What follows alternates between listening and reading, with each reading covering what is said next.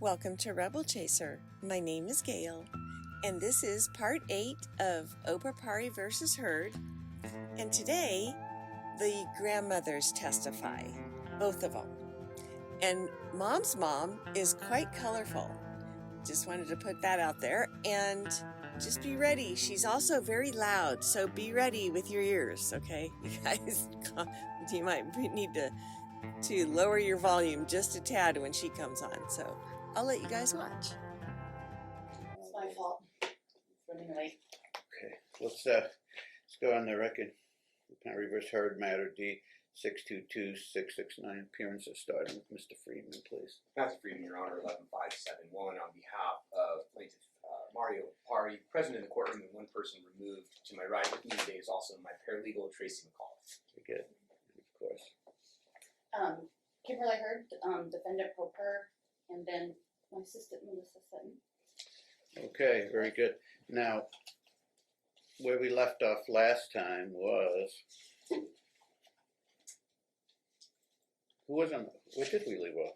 Check the record. My client was on the stand. That's right. Under direct examination. That's right. From the defendant. I just had a housekeeping issue. However Your Honor wants to handle it, I'm completely fine with it. I do know the defendant served a trial subpoena upon my client's mother, Ellen Opapari. She's present in the hallway. The only condition is Ellen does have to leave by 2 p.m. today to collect Aslan from school.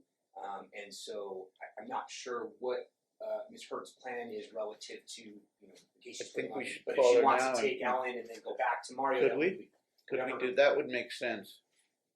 We would appreciate that, Judge. That way we can be certain we're not bifurcating and that she can make sure she gets out of here on time. Would that be okay? Yeah, Oh, perfect. Okay, let's bring that. Ellen. Oh, Please. so Alan, you'll be right up here. Watch your step. That's a little step here. Thank you. And just remain standing and raise your right hand. The clerk is going to swear you in. You do solemnly affirm the testimony you're about to give in this action shall be the truth, the whole truth, and nothing but the truth. I under do. pains and penalties of perjury. We don't put the pains, but it's written under penalty of perjury. Just I think we're moving away from these oaths that are based on religion. We don't know what people's religions are, and we say so help me God. So it's important that the oath informs people that the legal consequences of false testimony, not religious consequences that we know nothing about their religious faith or their They may not connection care, to it. right? They may not care. Okay, very good. Very good. And your grandma? Yes, Okay. And you're Alan? yes. I'm sorry, last name again, please? Opapari. Oh, just like, okay. Very good. Okay, you're here under subpoena that you received when? Saturday. Okay. Has either party spoken to you subsequent to your receipt of the subpoena? Other than I live with my son, I talk to him. Did you speak to Kimberly about No. it? No? Did your son discuss the proceedings, testimony, or in any way suggest preparation for this? No. Did he profess to be unaware of it beforehand, or No. he was aware of it beforehand? I'm not sure if he was aware of it. Okay, so you're saying no one spoke to you, though? No. Even though you live with him, he didn't speak to you about it? I didn't know I was going to be subpoenaed. And when you told him I received a subpoena, he said, Oh yeah, I told him I received it. okay, and he said, That, okay. okay, that was the extent? Yeah. All right. Very good. Let's proceed, please.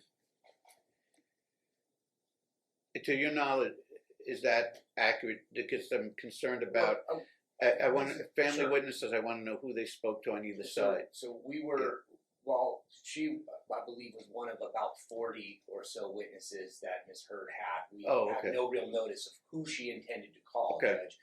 We were notified on Monday that the subpoena had been served over the weekend. What we confirmed with our firm was that it was served, that the check was done. We confirmed with Ms. Opapari that she did get a process server, just to confirm that the formalities of the subpoena were adhered to. I would think without a doubt Mr. Opapari advised she was going to have to take the stand and testify. For sure. But but I've had no conversation with her other than I met her just now in the hallway. Okay, now did for court. are you aware of anyone else who received subpoena over the weekend? The only notification we received was that my client's mother had. Okay, do you know if anyone else was subpoenaed over? Okay, And I know because it was last minute. I did place him on notice via letter on Friday, actually on Thursday. I said, is Mario going to have his mom testify? If not, then I'll issue a subpoena. I'm putting you on notice right now. And I never heard back anything. So she wasn't on your witness list originally. She was. I thought she was. Like I said, one of about 40 some odd witnesses Oh, that was on the list. My paralegal advised. So I was in Snowbird with my family Thursday, Friday, Saturday, Sunday through Monday. I am advised that a letter came in on Thursday, asking us if we intended to have her available or she'd be subpoenaed. Obviously, I wasn't available to respond within one day, and so she subpoenaed her. Okay, very good. We don't object to the subpoena. Okay, let's proceed. Please. So, sir, you know me, correct? Pardon? You know me. Yes, Okay, how long have you known me? about 10 years. All right, how did we meet? Pardon? How did we meet? Through my son. And how was that? You were dating him. Okay. At the time, was he with anyone else? I don't recall. At the time, did he have other kids? Yes, And what other kids did he have? And how old were they? Dominic and Cody. And how old were they? Were they at that At that time, 8 and 14, How old are they now? 18 and 24. Who's the elder? Dominic. Thank you.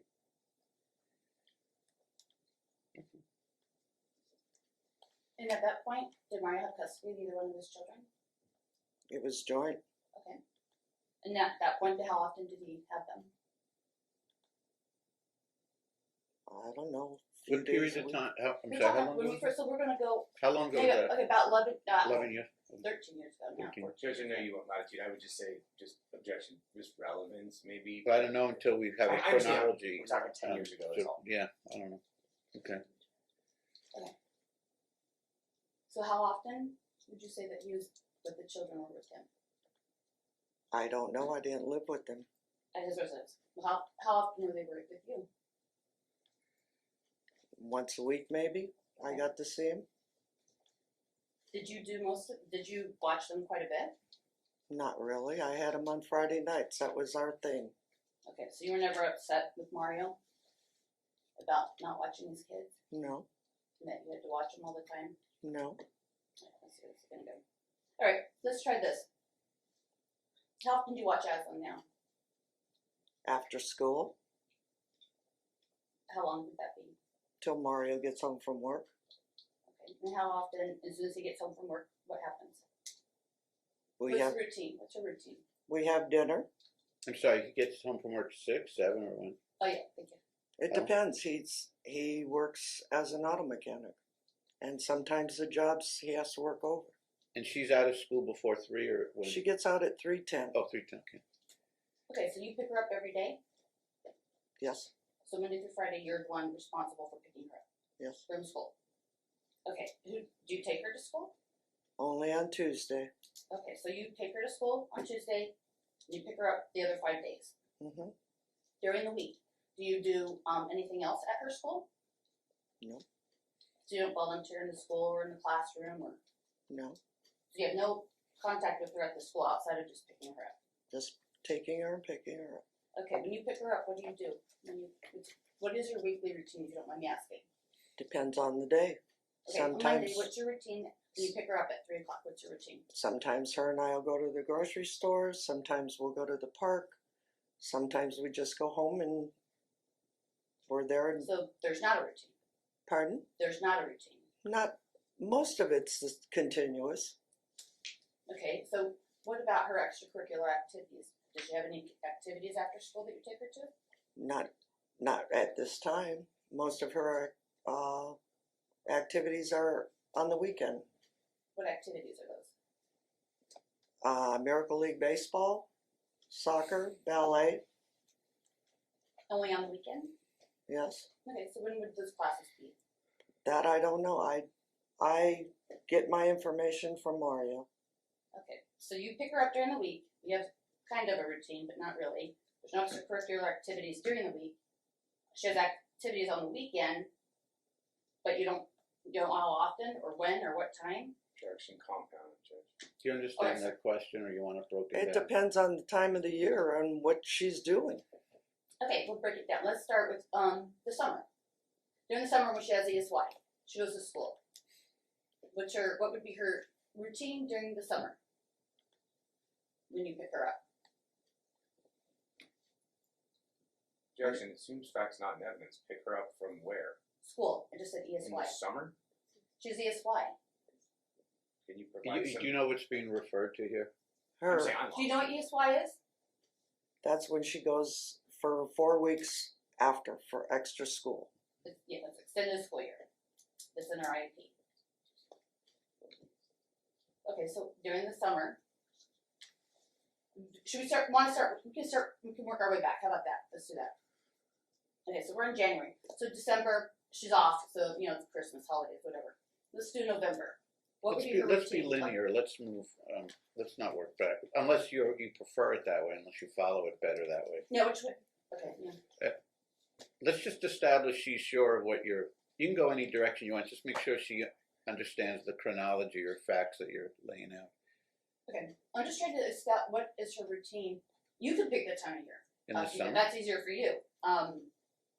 But it sounds like it's kind of vague enough in the air. There's like no schedule. There's no routine. No, and you don't. So what would be easier for you to start with?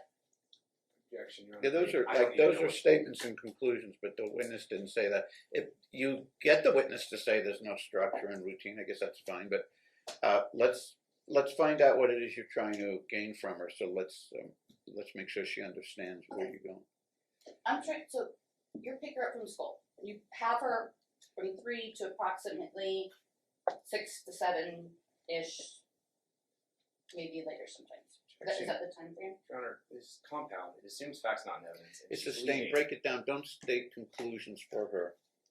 I understand I'm treating it as cross-examination, even though in a technical So sense she's- you're calling her and you're direct. It's an adverse witness, so you are allowed to lead to a large extent. But please don't state conclusions for her like there's no structure. You don't know what's going on unless you can. She says that. Let's zero in on what you're trying to establish. Maybe you'll establish it. But, well, what do you want to get at? Let's not just pick a random time. Focus first on what you want to know about. You want to know Well, about the but- summers or some other time. I want to know about her whole life, like. Okay. So, and if it's and I understand it changes from spring to summer to Right. fall. So, what is her schedule? So, she has school most of the year, and then during the summer she does have 4 weeks of ESY. Okay. So she Do you want does to have, focus first on 9 months of school or the ESY or okay. Let's do the Either way. that's Okay. 9 months is fine. okay? Because Let's that's focus the on the larger school part. year. Okay. Okay, so while she's in school, you pick her up at 3. Mm-hmm. Okay. On Mondays, what's her routine when you pick her up? Sometimes I pick her up on Monday. Sometimes Carrie picks her up.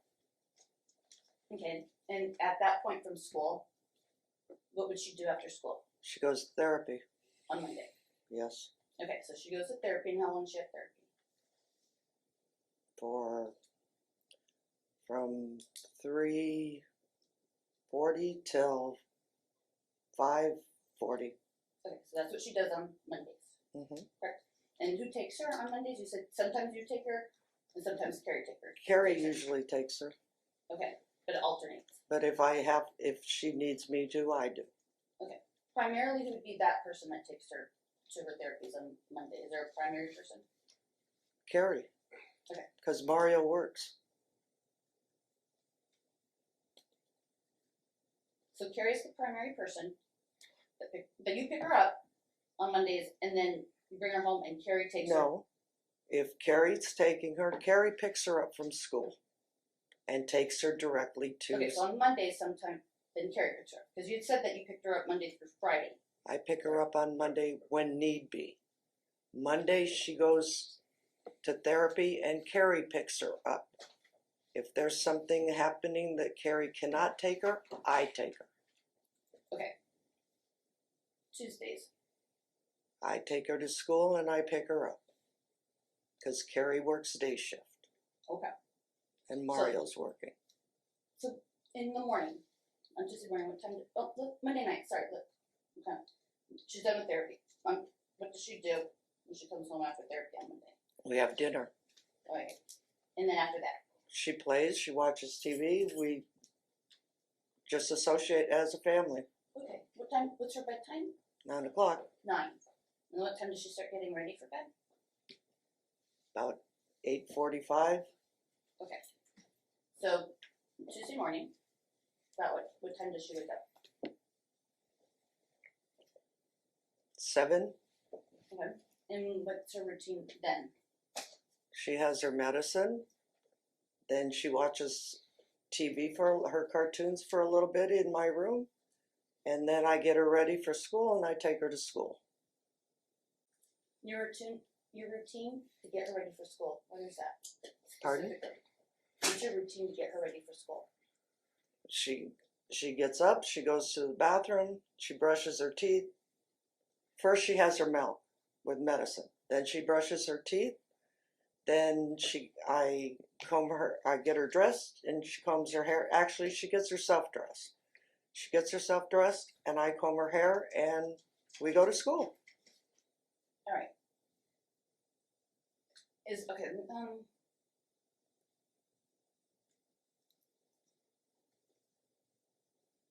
I think that. I keep saying things wrong. Bear with me. I'm not an attorney, and this is literally my first trial. So, all right. So on Tuesdays after you drop her off, she's at school. Nothing happens during that day. Do you pick her up on Tuesdays? Yes.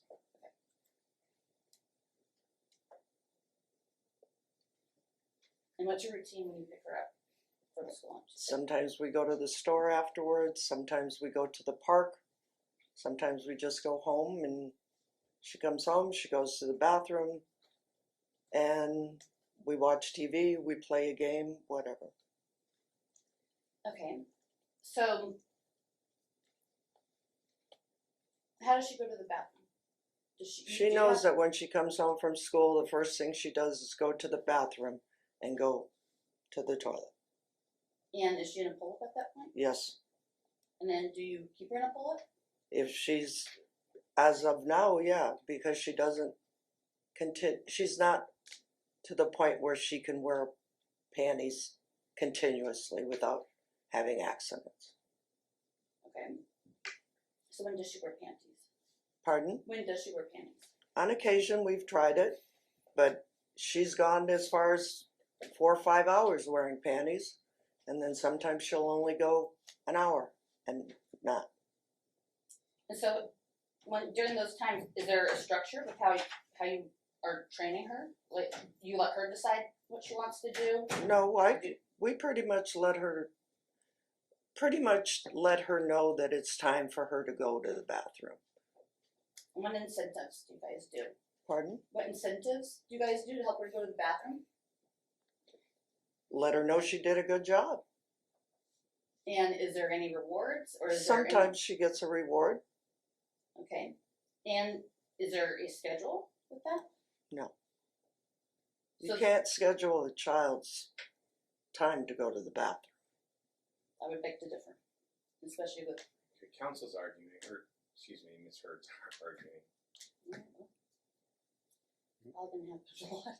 Well, Your Honor, the job of like. I mean, if you using have attorney some requires to- information received from the specialist or the therapist that indicate the party should calibrate and schedule that in Down syndrome situations, you can ask her if she's aware of Okay. that. It doesn't do any good to disagree with her unless you're gonna tell her what it is that you know that she doesn't, and see if So she and him know about it.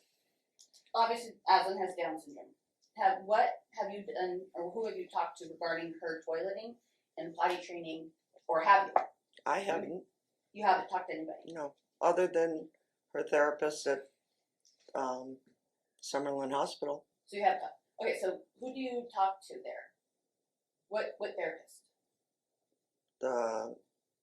His name's Richard. He Is that is for OT, ST, or PT? OT. And I think that's what he is. And what is discussed with him? Just how she's doing, and that when I take her, I don't know what happens when anybody else, when Carrie takes him, but he lets me know that she's doing this or that better, and she's doing a good job.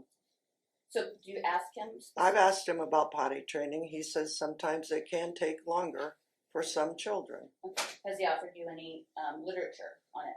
No. Okay, so he hasn't given you any literature. Did he give you any guidelines, or maybe like any more details, or at least resources or something? No. Okay.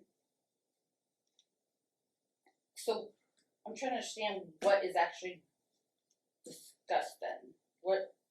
Just how she does in her session, what she's learned. So toileting isn't discussed then. No. But I thought you just said that that's who you talked to about going by. I've asked him about it, and I mean, it's not a every day discussion of her potty training. Shouldn't it be?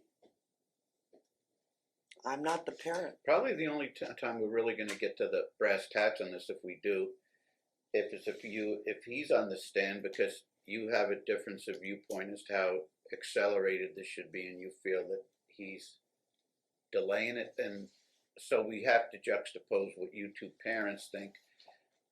I'm not sure this witness has any more on this than what she told us. So Honestly, I can kind of. Okay, go ahead. You can pursue it if you think she knows more than it sounds like. Well, this is kind of my point. Right, I know. So we have Carrie, we have Ellen, we have Mario, and we have me. 4 people. We're all saying something different. There's no structure, and that's absolutely what the literature says. Like, so I'm just trying to show that. I mean, if I would agree with the point that if we had more, I don't want to get far afield here when we're in the middle of testimony, but that's sort of the point in these type of custodial conflicts. They're usually against a backdrop of people who can't effectively communicate and get on the same page. And it's critical when there's a special needs child. Candidly, you guys don't have the luxury of not being on the same page and being in conflict. So, yeah, you're correct that there's going to be some really, and I think I've already made it clear how I expect parties to communicate about this. We shouldn't be guessing at the approach taken by another party. We should know those approaches, and have already communicated our concerns about that. So there's going to be, we're going to put some, however this turns out, we're going to put some real ground rules in place for how you guys communicate on these issues. Starting with, again, because rather than 2 people, parents who have every motivation in the world to tell me their conclusion on the potty training situation, asking the court to accept what they're saying, carte blanche, is not the way it's going to be. You two are going to be sitting in chairs in front of the same specialists who are going to lay out the ground rules, and that's how we're going to handle it from now on.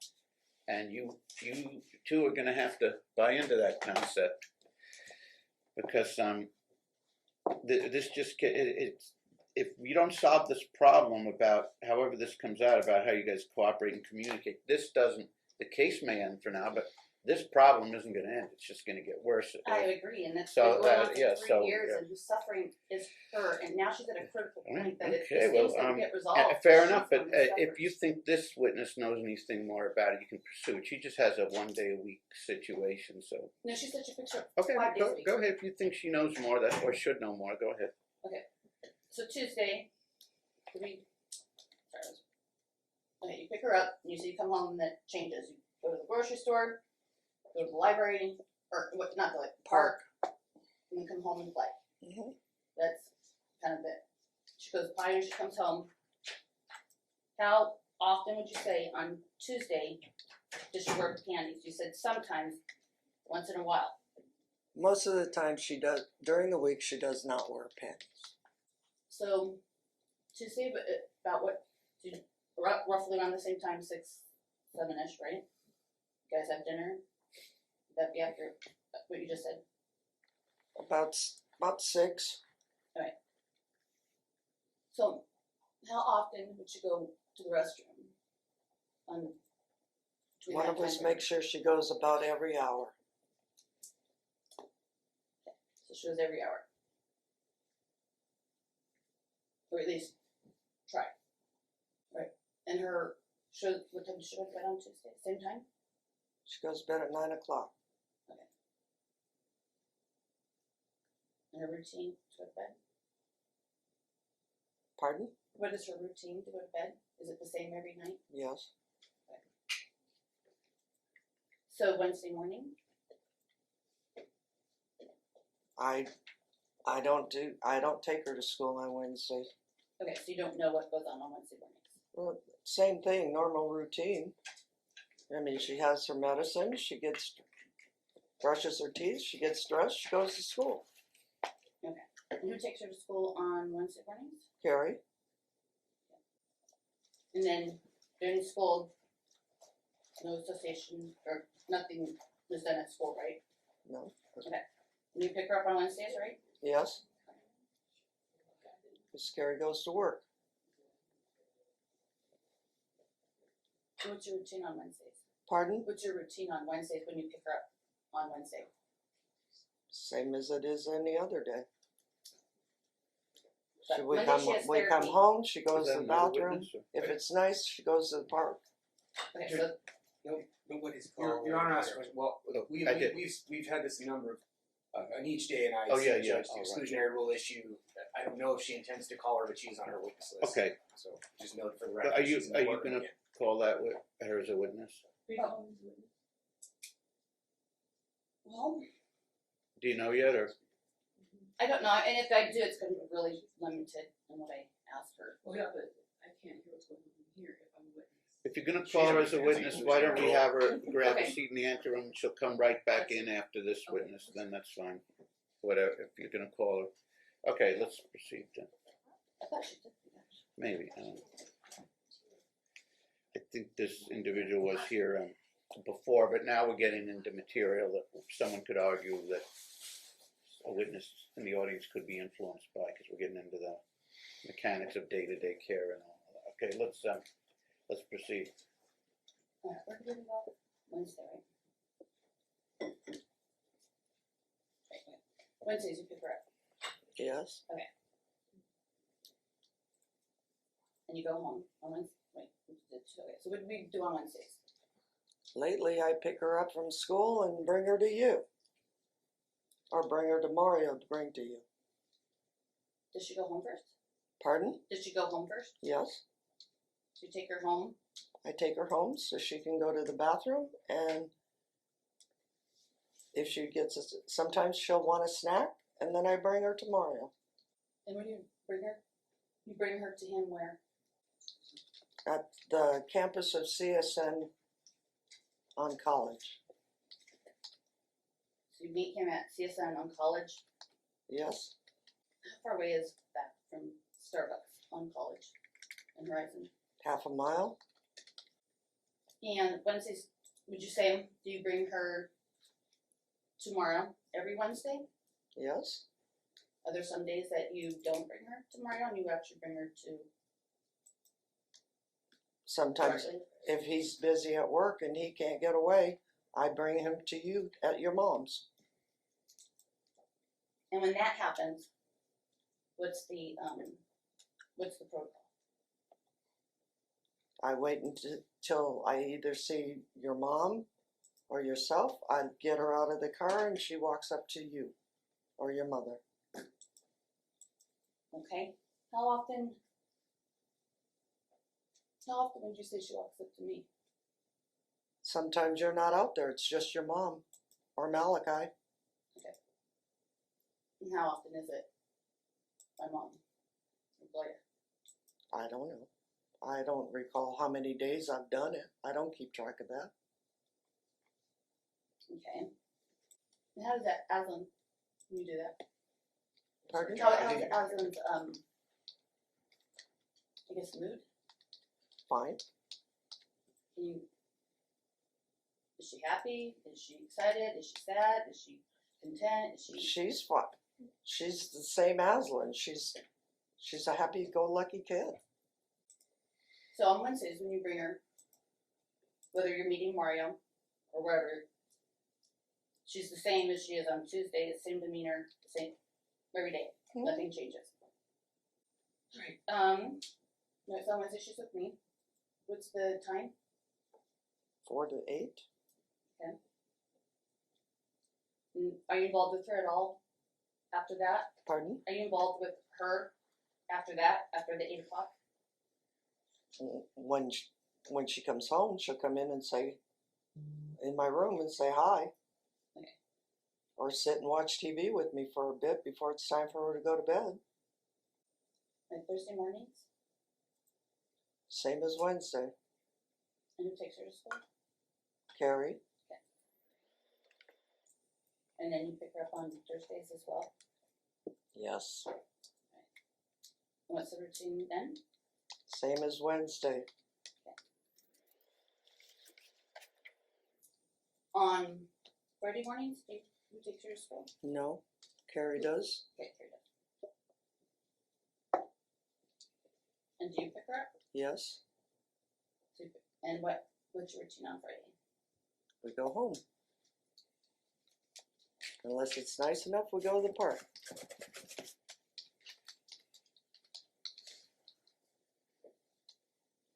And how long would you say that you have her on Fridays? Couple hours Till about what time is she? to about 5:30. And on Friday evenings? What's your routine? Mario has her. And you don't, after that, you don't have any involvement with her? If I'm at home, I do, but if I'm not home, or if they go out, I don't. Okay. And how often would you say, do you ever watch her on the weekends at all? On occasion. Okay. How often would you say on the weekends you're watching her? Weekends are usually their time to do all their family stuff with Jeremy and Aslan. Okay, so when you say once a month, once every 3 months, Once a month, maybe. and do you watch her just like one day on the weekend or the whole weekend or? Just a few hours if it's needed.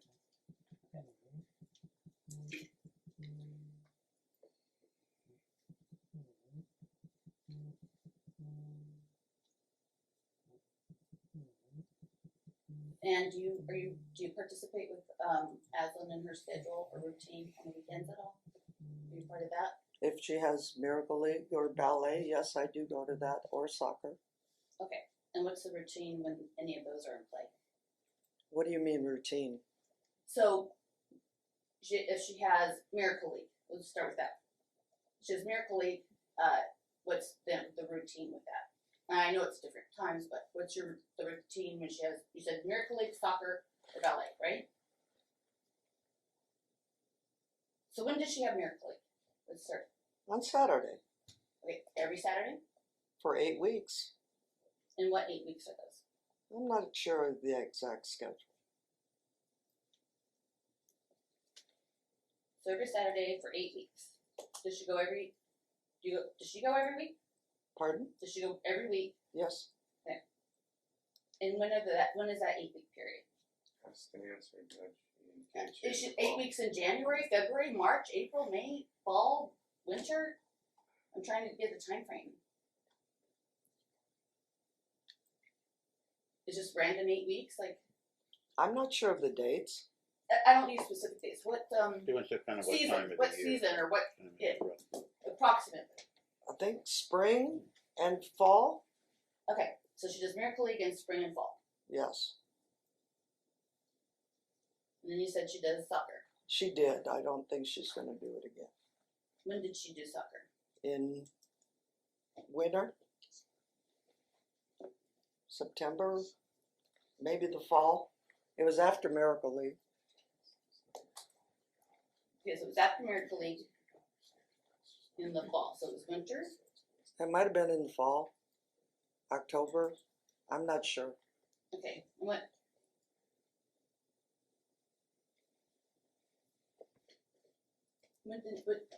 days were those on? Saturday. Saturday games too? And how long did that go on for? That I don't know.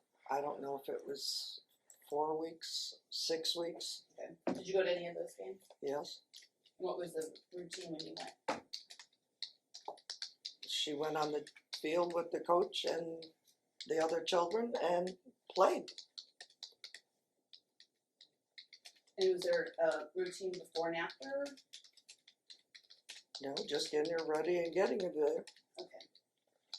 Then you said she has ballet. When does she have ballet? That I'm not sure of the time frame. Is it on the weekend? Yes, Is it on Saturday or Sunday? Saturdays. Okay. And so, is it cold, hot? Can you, I don't remember. Just a standing objection to Understand. relevance as to the vast majority of I this. understand. I think this is very relevant. Well, then, Do I need to establish the relevance first and then? well, what else is it you wish to know from her? I'm She may not be any better at estimating times a year for certain things than she told you. Is there something else you? Well, go ahead. Whatever else you want to know, Okay, so- go ahead. That's it, I'm just asking about Okay. ballet. Okay. So, approximately, I don't need exact times this week, it's established Saturday, just about I approximately, would say in the fall.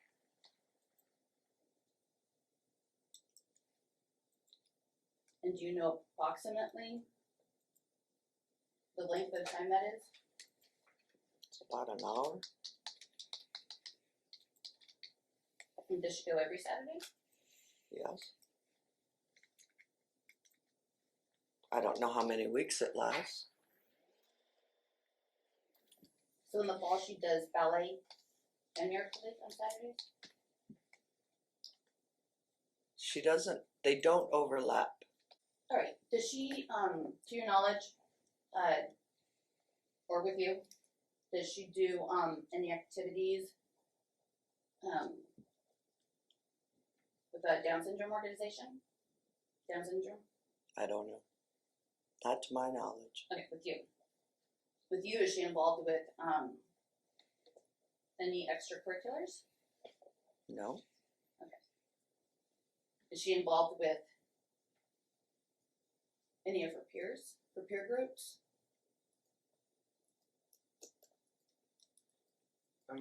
Is the yes? It might help if you help the court. Okay. Is the theme that she's not knowledgeable enough and or not diligent enough and or that too much is delegated from Mario to her, or not any of those three, some of those three, I or think all of something them. All of the above. Okay. Okay. All right. Did you receive an answer to your last question? I just had, with you, I don't expect you to, I'm not asking you to answer for anyone else, just you. With you, you said she didn't have any involvement with any of her peer groups. I didn't say that. Okay. I didn't Did you say, answer what that. involvement does she have then with her peer groups? After, when I have her, she's with me. There's times that she does have friends that she plays with. Okay, and who are these friends?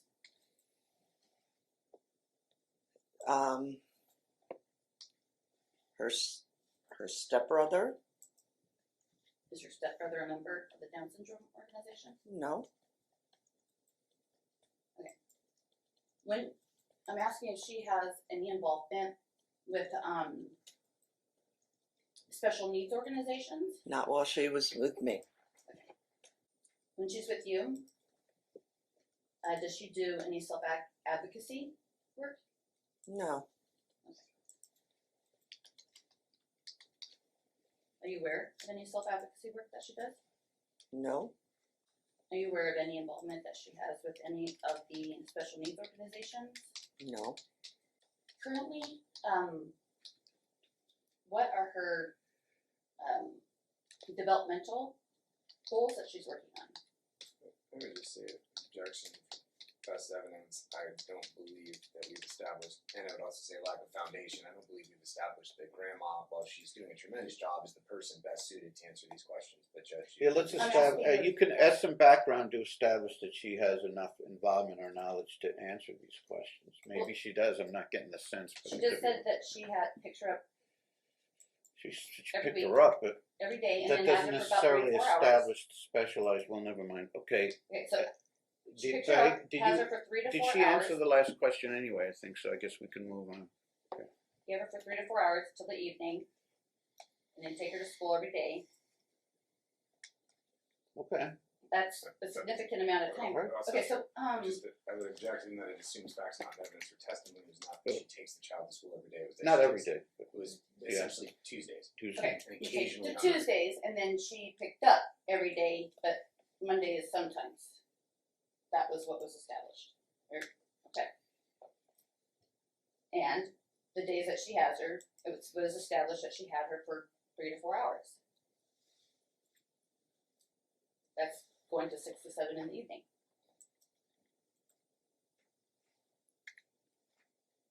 That's significant time. Okay, so, okay, right?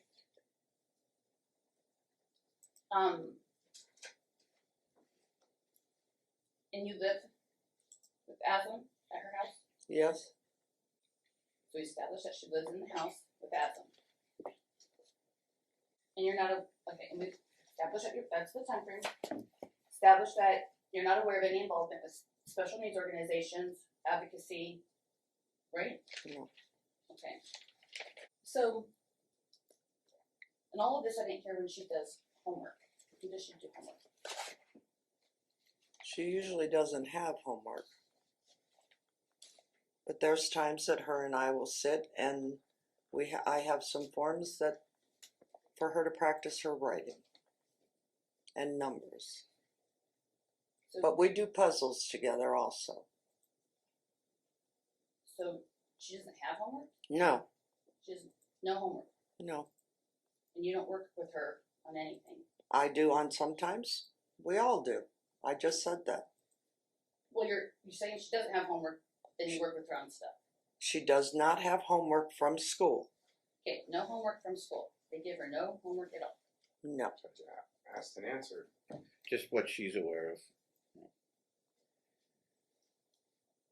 Okay, and the homework or the work that you work with her on, where do you get that from?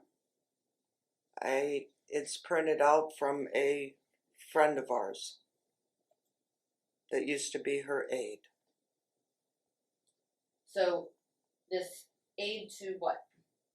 Aid, what do you mean aid? At school So her school aid from 2 years ago. gives you, what did she give you? Printed out letters, alphabet, numbers for her to learn how to write, trace over, and then write on her own. Okay, how often would you say she has these worksheets? Is that what they are? Not every day. She goes to school to learn. She needs a break when she comes home from school. Okay, so I'm trying to, okay, you say you work with her, she doesn't have homework, but you do get worksheets On occasion, we do. on occasion. Okay, so how often would you say Or that we occasion is? color. Once a week? Once a twice week. Alright, so once a week she works on writing. Does she work on anything else? Color. She does puzzles. So she works on writing, coloring, and puzzles. Anything else? Not that I can think. Now, you appreciate the fact this person is not the primary caregiver. They have she has a limited function and exposure. So I just want to make sure I understand. Again, is your theme she's not knowledgeable enough, she's not diligent enough, dad delegates too much to her, or what's the I guess what I'm getting at is I don't want there to be a disconnect. Just because, let's just assume you should have more time, does that mean by definition that someone else is doing poorly because your time should be expanded. I don't see the logical nexus. And this is a common problem when people are fighting for custody or more time. Instead of emphasizing the positives of what they bring to the table, they think it's somehow necessary to diminish what someone else is doing. And most attorneys in a case like this would not take that theme. But so I just want to understand this in a way that's most productive to you. And because I'm asking, because it could be I'm missing what the purpose of this is. Well, But wait, has it's she I can't. just To answered be the honest best with you, you can? kind of jumped the gun. Like, Okay. to be honest. You have more with it? And not. Okay. I If you have more for her that will make it clear to the court, that's fine. I thought that this was let right. me just ask this.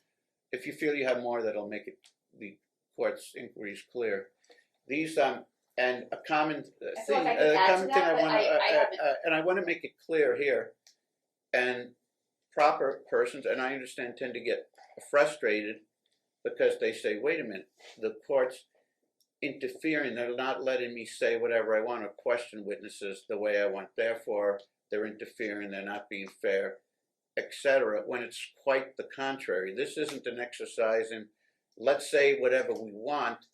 The court is doing a service to people if it focuses them and say, here's what I need to hear, you know, let's say to rule in the favor of the court, here's what I need. Translation, what you or the other side even at times may think is important for the trier of fact, may be matters that I'm not really permitted to do a deep dive on, and it could be that the matters I am required to examine, sometimes those get lost or are not given full attention because we spend a lot of time with somewhat tangential matters. So if you're not able to tell the court now what the purpose of this testimony is, and again, attorneys welcome this inquiry. They are pleased when a court says, hey, I'm not sure I'm 100% clear. That's viewed as an opportunity, not why is this guy interfering? It's an opportunity. So if you explain something to me, I may say, hey, she's right. I maybe I missed that in the testimony. I didn't see it. So is it something you want to make an offer of honestly, proof now as the purpose of this? What Or she's will it answered become is- clear is once sufficient. you... no, I'm asking you. Do you want to make it clear to me now what the purpose of this testimony is? Or would you prefer that it'll come more clear to me as you It will be more clear to advance? you. Okay, okay. It will. I know Okay. it doesn't make sense now, but Okay, fair enough, fair enough. Okay, let's proceed then. I just I wanted just have to... a very, Okay. and that's pretty much it. We've established that. I just wanted, I would just maybe have a couple more questions. Go ahead. And I'm just trying to think of how to word them. All right. When Maria and I were together,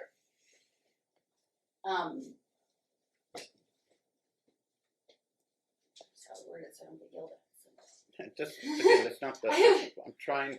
Okay, when I'm Maria and I were- asking questions that are designed I to help you, and although we don't help each other in parties in terms of helping to bolster their case, but whether someone's unrepresented or represented, it's the court's obligation to put them, because what people say to me that they think is important, I can't just humor them and say, that wouldn't be fair if I sit passively and act like that's important. I have to put the focus on matters where if you're in the right, these are matters which are true to you. So I guess maybe I should have asked the question, if you were making your closing, maybe this is a way that I'll understand it better. Maybe I phrased it a little too obliquely. Let me put it this way. If you were wrapping up your case with your closing argument and you got to your commentary on your closing argument as to the takeaway the court would take from this witness, maybe that's the more direct way to answer it. What would you tell the court as to how I should view this testimony? When you're going through your closing argument, you go through that you presented this, Mario presented that, and go through all the issues and all the witnesses. When you come to commentary about this witness, what would you tell me the important takeaway would be that the court must consider when rendering its decision? What would you tell me the answer to that is? If you let me answer a couple more Sure, questions. and then but- you oh, okay, sure, and then, yeah, okay, I okay, just- absolutely. I just have one more question about your schedule with Aslan currently. So on your days that you pick her up, the day you take her, and you do what you do with her. Does Mario check in with you? He doesn't seem to need to, I don't think. And I'm does Mario give you information on, does he offer any information regarding, I guess, you said you didn't, let's try it again. Let's go back. So, doesn't need to. Does he offer you, information on what, like, they're working on, what he's working on, or what? No, Okay. he just does wanna make sure his I job. yeah, cause I I understand. assume what she you- means that as to care. The She her does development, that. her development. Right. Okay, she answered his job, I think cause she thought what he was doing at work. I think she means, right, that Everything's Ashland's, regarding asthma, I don't, yeah, don't medical and care I educational. understand that, just Okay. the witness said he's doing his job, so I think I she think, thought. yeah, I assume it means working on the care of the Yeah, I child, don't care about that, educational, so- developmental, medical, etc. okay, I'll be more specific. Okay. So, you said Mario doesn't check in with you because he doesn't need to. But does he give you guidelines regarding her medical or developmental? Oh, absolutely. Okay, and so, what would those guidelines be? Like, You can't put a label on it. so does he tell you how he wants, let's see. So does he tell you, okay, for example, her weekly developmental goals? No, Let me see. Does he tell you about her doctor's appointments? sometimes. That's usually something that him and Carrie discuss. Now I can kind of go back. When Mario and I were together, I also lived with you. Pardon? Did I live with you when Mario and I were together? For a time frame. Okay. And what was that time frame? I moved in there in August of 2017. So how old would Aslan have been? A year? Okay, so 1 year old. You've moved into their home, Yes. Kimberly and Marion. How long, from August 2017 to when? Till present. Till they split up? I still live there. Okay, when did so Kimberly moved out? He's- You're in the same house that you were in with the three of them, but now it's just the two of you. When did, what was the month of these two separation? I don't know the dates. Someone just give me the date. February Of, 2021. okay, so do we dispute that all three of them lived together from roughly August 2017 to February 2021? To the extent it's important, it may or may not be. It could be though. Do we agree? Anyone have a serious dispute with that chronology? You know, I'll. Apparently Yeah, not. that's okay. So we'll proceed. If they have to correct something, they'll do it. Okay. If they want to correct it by a few months, they'll do it later. Okay. Aslan was about a year old when you moved in. Your routine with Aslan at let's say, okay, so it would be 1 year old to about 5, right? Did you have a routine with her while I was living with you? No, not a regular routine, no.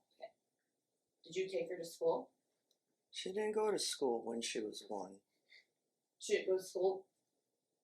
When she was 1, she did Okay, not go I to will school. break. Okay, 1 year old. When she did, so say 3 years old. She didn't go to school. She didn't go to school when she was 3 years old. No, Did she go to school when she was 4 years old? not to my knowledge. Did she go to school when she was 5 years old?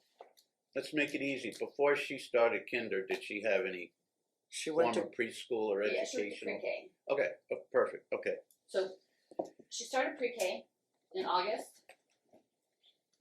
Objection, is that a question? Well, Is that August correct? She did. Well, August I'm of not 2000 sure the witness knows the chronology, so let's establish that. Yes, Okay, so she started pre-K August of 2019. I don't know. I'm making a statement, I don't, Do you know when month and year she started? No. Okay. okay, She's unaware of the precise chronology, but she may be able to offer I wasn't answers the to one to questions take her. about the pre. so, Okay, okay, she so just you doesn't weren't, know you the weren't the date. one to take her. I So- wasn't involved in that. You were not involved taking her to school during my time living there. No, Were you involved in picking her up? no, So you never took her to school and you never picked her up. no, And who picked? Do you know who did? no. But it wasn't you. It's presumably you two. There's no mystery here. Was it you two? Is that the offer of proof? It was me. Right. Okay. So your routine with her, because you didn't take her to school, you didn't pick her up. Your involvement with her, while I was there. This is the time period while I was there. Your involvement with her was it the same? I worked at the time. Okay. Were you aware of any extracurricular activities she did during that time frame? I don't remember. So you don't remember any activities that she was involved in from August 2017 to February 2021? No. Like I said, I worked a lot of hours. When did you stop working? After COVID, So when would you roughly say you didn't work anymore?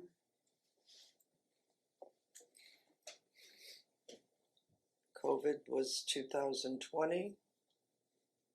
So probably 2020. Okay. So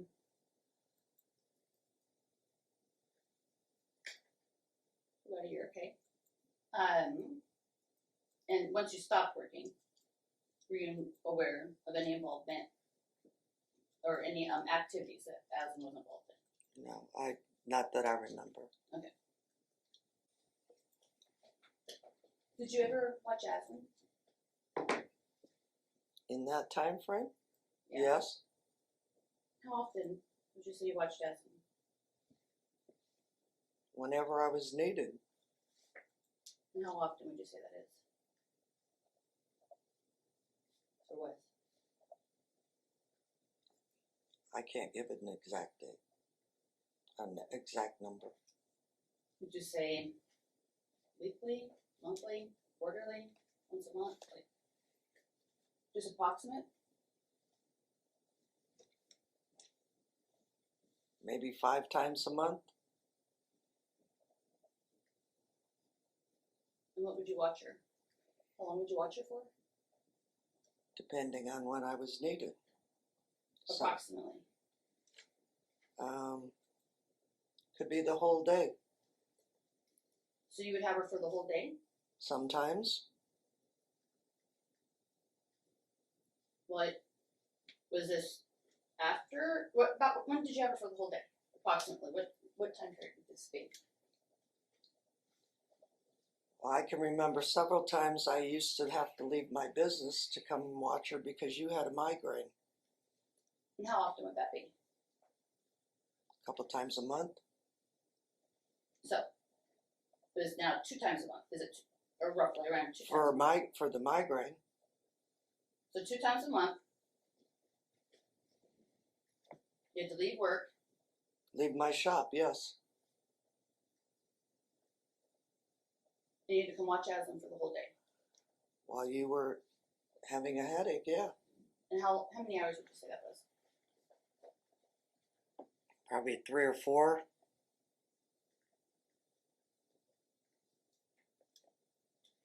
And approximately how old was Aslan during this time? A year.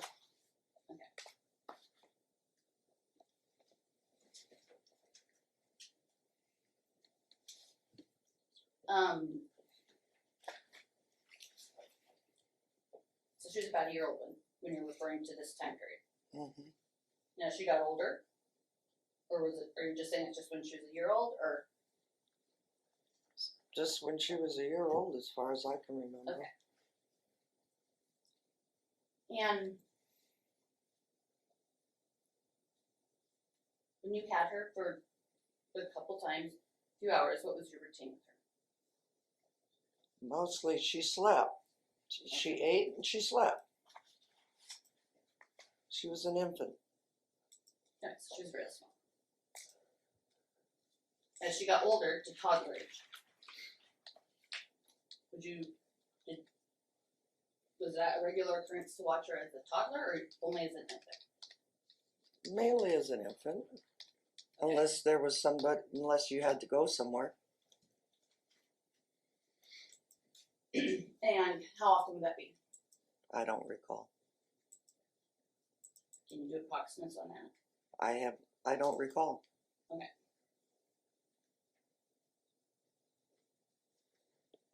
Do you primarily just remember as an infant? Is that correct? Mm-hmm.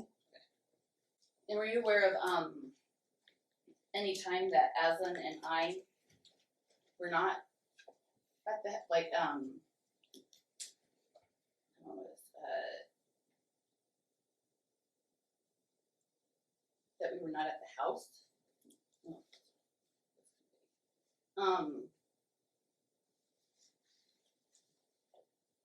Are you aware of any times that Aslan and I would leave the state? Yes. Okay. When would you say that was? I don't know the exact year, but the summer that your son got married and the following year, you stayed in Colorado for the summer. Okay. So you're aware of 2 summers that Aslan and I were in Colorado. Correct. And you said the year that he got married, which was 2019. I don't know exact year that he was married. He I'm was saying married in it was that year. 2019, and then the following year, 2020. Alright. So 2019 and 2020, the entire summer, Aslan and I were not even in the state. We were in another state. Correct.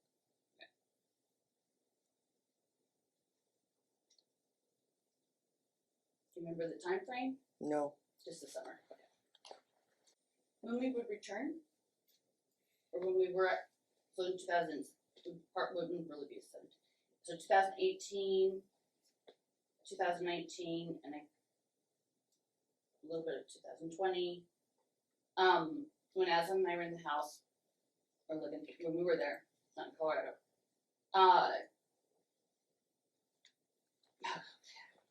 Sorry, I have to think of how to word things. We'll just go with those 2 years, 2019, 2020.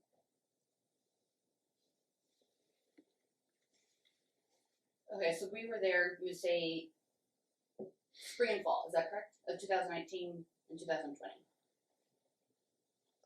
As much as I can Yeah, recall, we're gone for the yes. summer. Okay, I'm just confirming that. Okay, so during, let's say those time periods, spring and fall of 2019 and spring and fall of 2020. Did Mario ever call you to check in? No. Alright. Did he ever ask or tell you about any concerns he had? No. I'm done, Your Honor. Thank you very much, Mr. Friedman. Would it be okay just if I take a quick restroom break? Yeah, sure, let's take 10 and we'll be back. I could be 5. Uh, Go right there and we're back. Okay. I'm gonna be all over the record 26,000 times to protect the record and the integrity of the record. At this point in time, I've made it clear, I am not able to rule, the court will rule on the custodial concerns, the timeshare and all that, but the issue, and I understand why parents want their child to progress as well with potty training and how delayed it gets with Down syndrome cases, even adults who have Down syndrome who have accidents, etc. I cannot rule on this issue just based on what the parties are telling me. The one individual who testified the other day, first off, she said, I'm not an expert, so we understood that, so we just took her testimony, which mainly focused on her involvement with the family when Ashlyn was 3 for a brief period, and then maybe more recently for a short period. So if someone is asking this court to make a finding that this child should or should not be properly potty trained, that would be an asinine abuse of discretion and a shocking act of ignorance and arrogance on the part of the court. How can the court possibly make that determination based on what the parties are telling me? And the fact I can't make this determination is because and I haven't heard his approach on it, so that may help a lot. It has to be based on information from the specialist, medically, education-wise, and you guys need to follow those directions. And the fact that this is in dispute means neither of them have, by definition, have done a great job of reaching out to the other party and saying, here's what's coming up, please meet me so we're all on the same page I when we disagree. meet with the special. And I can establish that. Okay, so you're going to establish that during time that he had custody and he was making all these appointments, Not how can you during- establish you were making the appointments? during his time. Okay. I can Okay, establish let me during my time. make it simpler since I'm still failing to communicate. Tell me how I can make a finding on this issue just based on what you both tell me. I can probably make general findings as to whether the primary parent seems to be reasonably diligent and on top of things, but this is a very much more narrowed, laser-focused issue that's of a concern to you and a concern to him as well, and quite understandably. How can I make this determination when the way to make this determination is when both parties receive the same information from the same specialist, we get that in writing or via testimony, and one of the parties is obstinate and refuses to follow those directions. Not the directions you or him tell each other, but the directives from the specialist. So if someone thinks I can make a ruling on this, at this stage, that I've heard anything at all so far which would enable me to make a ruling on this, that would be false. So we either need to establish some ground rules at this time. Either number one, I cannot make a ruling on this and we can just move on and my rulings will be on a more general nature. Or that someone is going to present something beyond he told me or I told him, dynamics between the two of you. If someone has to establish that a therapist, educator, medical provider, somebody saying, I told her this or I told him that, and they won't follow these potty training directions, and I put that in writing and I came to testify.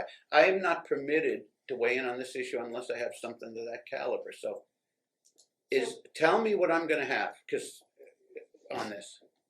Okay, so honestly, in November, you said Okay. you said something slightly different. That's So fine. you This is needed what I'm saying. somebody- This is what I'm saying now. Okay, so that it okay, keeps let's moving, not get, goalposts okay, keep no, okay, moving. let me So make I it, brought let you me what be you a little asked more for, and helpful, now let me be a little goalposts more is moved helpful, again. let me be a little more helpful on It's this not then. helpful though, Okay, let me try and be. because you keep changing. No, because this individual, I did invite this individual, but the first thing she says is, yes, I'm not an expert, yes, most of That's my not the first thing exposure she said. was at age 3. So No, you're from gonna 3 to rely 5, you're gonna rely on that witness on this issue? So if I could say, she never said that she was an expert. Mr. Right. Friedman said that. She was actually really flustered and kind of like just played into it. She works with the highly disabled children Okay. doing their IEPs. That's all she does. She works with all levels Okay. of disabled children. She is specialized. She is an expert. Her saying that, she was caught off guard. But Fine, but she didn't but she say, is an I need expert. She someone works to with- say, that's all she works with. I is need someone to disability. say, at this point, at age 7, I'm working diligently and directly with this child in a formal capacity, and I'm issuing and I've met with both parents, and I'm issuing a report that one of them is negligent in this. And so the time period that we had, I could not get that. And I'm working on actually getting her primary doctor, but her primary doctor is in a, Do you have a report, though? I don't have a report, because I have, her medical Have records you are spoken to extensive. any provider or anyone who's saying this child should be trained by now? Yes, her Who? primary doctor, Dr. Okay. Miller at Anthem Okay. Hills, that's who her primary was from the time she was born until, the last time she saw her was in, July of 2021. And during that time frame, when she was 3 years old, said that, and I have the records. I planned that. There he has the records. Okay. Well, I know, I do. I have the records to introduce those. And she was very diligent on the fact that she could be potty trained. And she's very, she's the expert I was trying to Okay, get. could be. Someone has to be saying this child at this point needs to be potty trained, and And this that's is her. clear negligence on the part of a parent. I am not trying to be difficult. This is what I am required to do. I cannot accept that testimony from that witness who says and I understand her level of involvement. Most of this centered on age 3, and there's been maybe 4 some and more 5, recent she knew for involvement. 2 years. That's Okay. she knew her from 3. Okay. Well, she was involved with her from 3. She knew her. So 3, 4, and 5 years old. That's her involvement with her. Okay. That period of time. So, and that is the time that's crucial. I am for unable, even if I accept, the hard truth is, this is not an opinion on my part. Even if I accepted everything that's witness said as gospel, and she seemed to be sincere and diligent about matters, that's not the point. It's folly to think I can make a ruling based on that this child at age 7, in the current configuration of things, should be trained and that someone's negligent. And the problem with that doesn't lie upon the court. The problem lies on the lack of accountability that the two of you, after all these years, can't say, let's meet together these specialists. It's not and the 2 of us. It's okay. 1, and it's him. Okay, it's going to have to be. Do you have information? I was involved with her. She was. Okay. That's what I. Do if I you could get to my do you have stuff, a I could do you have a establish that. plethora of information or reports to him that you're saying, let's do this, let's meet with this specialist, let's get involved, let's follow these directions, and him blowing it off? And I'm going to ask him the same thing. Yes. If he is that about you. Yes, and Okay. you asked that back in November, and I said yes, and I Okay. have. That's what I have right here. Okay, I and have the I'm records. happy, and I probably will be able to make a ruling And I as have to. extensive records. Okay, and I'm probably able to make a ruling as to which of you are more diligent or conscientious about that. But we're talking about an incredibly narrow issue where someone's not talking, where some specialist who's dealing directly, not some outsider who's offering an opinion, even if they've I trained had to someone get who deals somebody. directly. 2 months is Okay, not enough time. okay. Her specialist, Dr. Miller, I've tried to reach out Okay. to her. It's not. It's hard because she's in a fellowship. She's in her last Okay, few months this of a isn't fellowship. something I'm inventing to make things difficult. Quite the contrary, I want to make things as simple as possible.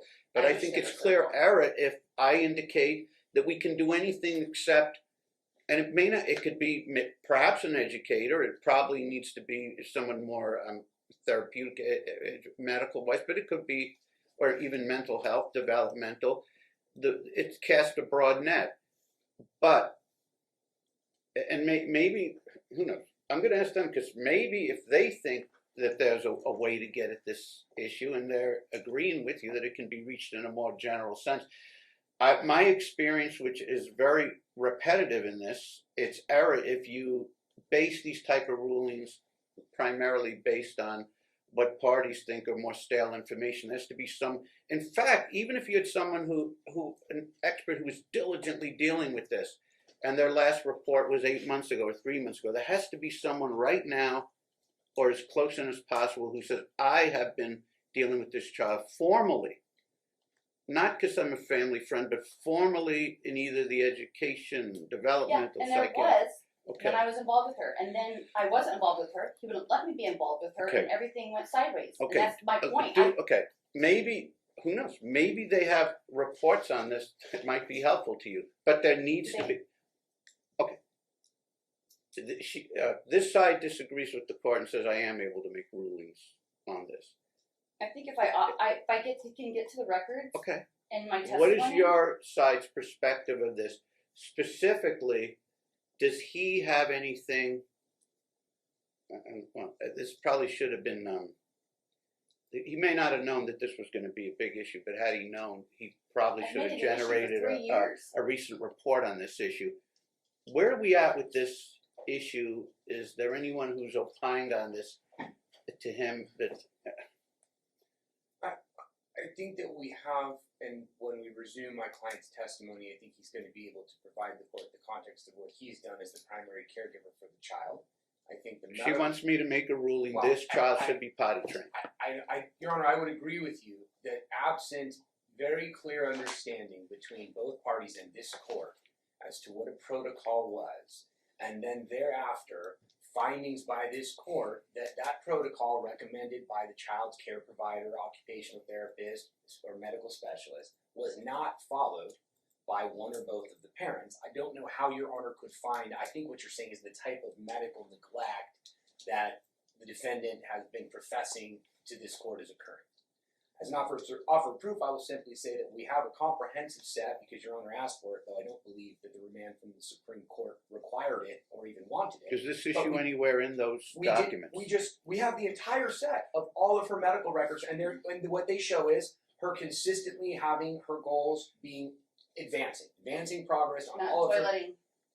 And I can go through those dates very Okay. specifically. Wow, Judge, What's these, and of course the records will speak for themselves, but each of you have viewed them. What does it indicate as far as, because I can certainly understand why she, and I assume he shares the view, wants this problem resolved as soon as humanly possible. Because it's been going on for 7 years, and well, Judge, the unfortunate reality for Yeah, both I of these know. parents and for grandma is that this child was born with a profound genetic disorder. No, That you is- know what? You can't label her. I'm sorry, I didn't interrupt you, misheard, and I believe well, You're not we gonna are mislabel dealing. my daughter. Fair enough, but I'm we not- are dealing I'm with not certain. mislabeling her. I We are believe dealing she's with been certain formally challenges. But diagnosed that with doesn't, trisomy that doesn't 13. mean that she gets to be in diapers till 8 years old and I have a wasn't- rep. Okay, Okay, You're- Judge, you're- do you but want there me to are, labeling and her. that's the last thing we want Judge, is for this. Everyone agrees we want this dealt with, but the reason I need But I'm not the gonna have reason I somebody need okay. dismiss her The diagnosis. reason I need a current caregiver issue that type of report is because there are Down syndrome adults who are still having And there's accidents and have she has control. she's a friend, a peer that's Mm-hmm. 1 year younger than her that was fully potty trained by 5 years old. I'm not. I'm sure there's I'm Down not syndrome permitted- people that are I am. experts at That's that, why but we have a as a discussion. child, this I is- am But I not. don't want to hear about the adults Okay, then hold on. either. I am not permitted to analogize her to another child unless we have an expert saying all But Down you are to syndrome an adult. all Down syndrome children, as you well know, can be dramatically different in terms Right, of development they are. challenge. So you can't analogize it to someone else. What they may have something in the records that are They don't. helpful to you. I don't know. My I've gone understanding. thoroughly. Would you like me to finish? Go ahead. this? Okay, and may I do so without interruption from Ms. Hurd, please? Just proceed. What I would say is, if you're asking me what I believe is in the records, it's a comprehensive set of medical records from the time of the trial to the date that we got them last, which was maybe 6 weeks ago. To my knowledge, there has been no specialist specifically tasked with or who did undertake the preparation of a report on the specific issue of potty training and a protocol therefrom. Right? This is my recommendation, that's right. This is what should happen, and then measuring metered progress, saying what is and isn't happening. I believe when we were here last, what Your Honor suggested on this issue was that the parties would meet and confer and have a clear set of guidelines, and then Your Honor could, in theory, at some future date, if it continued to be an issue, make Right, the and findings. since that date, did anyone send an email to the other side saying the Yeah. judge said, let's make this She appointment? hasn't had an appointment since we were here 2 weeks ago, Judge. He hasn't responded to me. He's like, In the last 2 weeks, have you asked him to set an appointment on this issue? I've asked him for her appointments. The only Because there is maybe a very, that's why I suggest there may be a very simple solution to a he didn't even complex, talk to me for there may be a very Personally. simple selection to a complex question, which would be, and I indicated last time, if you can make a joint appointment with these specialists, He and has to if they are respond to me. willing to weigh in precisely on this issue. He doesn't respond to Judge, me. he I can make him respond to you if what you're You saying told is him true. last time too. He did, Judge. She Okay. doesn't He have still- any appointments. He gave her a list of all future appointments. I don't that have a would list. occur until next Right, month. is it The one possible, appointment, is if I it can get possible, one sentence out. Okay. The one appointment that No, my that's a client lie. did Stop advise her lying. of, she refused to attend. I didn't. is it I said she was unable possible, to attend. is it possible I'm to so tired of the is lies. it possible to make a special appointment on this issue if it's that all engulfing? There is with me, but there isn't with him. He No, doesn't- not Alright, really you or this him. I is- mean, is the specialist willing to meet not on the regular scheduled intervals, but to carve out a We have to agree special? to a specialist. In that we can't. Who We can't even agree. We talked to who her on the would phone. be I haven't okay? talked to her on But the phone for can 490 this days. specialist meet on a non-prearranged? Like there must be certain intervals. Come back every 9 days, 30 days, whatever. Can they? If we can't wait We put to the when is the next appointment of any sort? You put the Monday. schedule We where? put the schedule of all the appointments therapeutic on the record last time. She Right, asked us correct. to do that. We did that. We also advised Ms. Hurd of her future appointments. The next set of them are to occur this coming Monday. I got to one say, point to two. say If that the we court, did if the correspond, if use the text parties are messages, we insisting We the had one court weigh in on appointment this, at the and if ER, or the at hold on, Apollo. if the court is insisting if one or both parties wants the court to make a finding on this issue, which it sounds like it is, why is the court getting pushback when it's doing if someone has something more fair, it's unfair for me to get sucked into their dispute about who's less cooperative, although it looks to an extent like I will have to make some findings on this. Is there something that's more fair, more reasonable, more rational than having them required to meet with the specialist who will direct them on this and maybe offer an opinion in writing whether there's sufficient progress and what our game plan is from this point forward? Isn't that more fair than these two venting on each other and playing the blame game and having me ask to referee that and I could probably make findings as to whether one of them who's more or less cooperative as to certain aspects, but that's not going to help these guys. Is there any better way to make a determination on this toilet training issue than Your to Honor, have them meet with the specialist? Is there? I think what you said last time was abundantly fair. I believe that there is not a more transparent, even-sided way than to have a clear meeting, from that derive a protocol, and then to the extent that it's then shown somebody's not doing Sure. it, Your Honor can weigh in. I would agree with Your Honor. And he would and when we agree with that, he understands that if the report says more progress should have been realized over the last couple of years, and here's why, he has to live with that finding. Just like she does if it happens to be that that certain developmental steps are being met. Judge, I would assume that the myriad of professionals that she's seeing on a regular basis, if they believe that her progress was not being adhered to, would mention that to my client. I would disagree. I don't think they want to be involved. Maybe. They don't want to be involved in this drama. Your Honor, I'm going to do my best to not interrupt Ms. Hurd. I understand Your Honor is facing a difficult task, but given that this case has been pending so long, and given that the matter has already been appealed once, the way we started, I do think it is imperative that this court try to instruct Ms. Hurd not to consistently interrupt both myself, the witnesses, and Your Honor, because it's going to make for an incredibly muddled record. It's very, very difficult. I think it saves me more time if I just concentrate on who I'm speaking to, and then when I'm speaking to her, if he calls out, I'll ignore that as well. I can only focus on one at a time. I could multitask a little better some years ago than just try to jot down your thoughts, and then it will give you ample time to respond. But aside from the regular, who would be the specialist we're dealing with? Because even though having this dialogue prevents us or delays us in getting critical witness testimony, there's a lot of witness testimony so far that I'm not clear was 100% helpful to the court. Maybe that'll turn out to be wrong. So I think this is worthwhile, since this isn't going to go away. This is a built-in issue in the record, the potty training issue. She's insisting that this should have been accomplished by now. He's insisting he's done everything diligent. Are they able to meet with someone before they're regularly scheduled? It could be like she alludes to. If they know that this is litigation oriented, they'll avoid it like the plague. I think it would be smart and wise, though a specialist may figure it out anyway, not to make any reference to any court case, but to just indicate we really want commonality. We want to see you eyeball to eyeball talking with both of us about this issue. Who would be the specialist for that, and can we see him or her in the near future? I would suggest you start with Ms. Hurd, Judge, so that she can be heard, and then I can respond to your question. Okay, please. Who would be the person if the court requires the two of you? And the answer to this isn't look at Dr. Miller's older records, although that could be. It could be Dr. Miller who you meet with, but who would be the one who would be available to meet with us on this issue and help us? And that's a really good question, because the person I feel that is on her side, not my side, not his side, her side the most, because that's what I want. I want someone who's going to tell. If I have, Why would a specialist who's paid by insurance be on either person's side? Dr. Miller. Dr. Miller. And this wasn't enough time to get a hold of her. The other, that's who I would trust, because I know, because she's put me in my place when I had to be put in my place. I trust her to be on Aslan's side. I want somebody on Aslan's side. Are there specialists who are not on someone's, are opposed to a parent? Oh, I don't think that's it. I just think that they don't want to hurt feelings, or they don't want to be involved, or they don't want the drama. So they're not. It's not that they're. Well, I don't blame them. They're just they're very hush on it. They're just very silent because they don't want to rock the boat. Physicians are directed to avoid matters which seem to be more litigation than medical oriented. So the other person that What's I was Dr. interested Miller's in- role? her- Is Dr. her OT, Miller? But her OT, What's what- Dr. Miller's role? What's she was the primary at Anthem Hills. and she's not anymore. She has a fellowship at UNLV.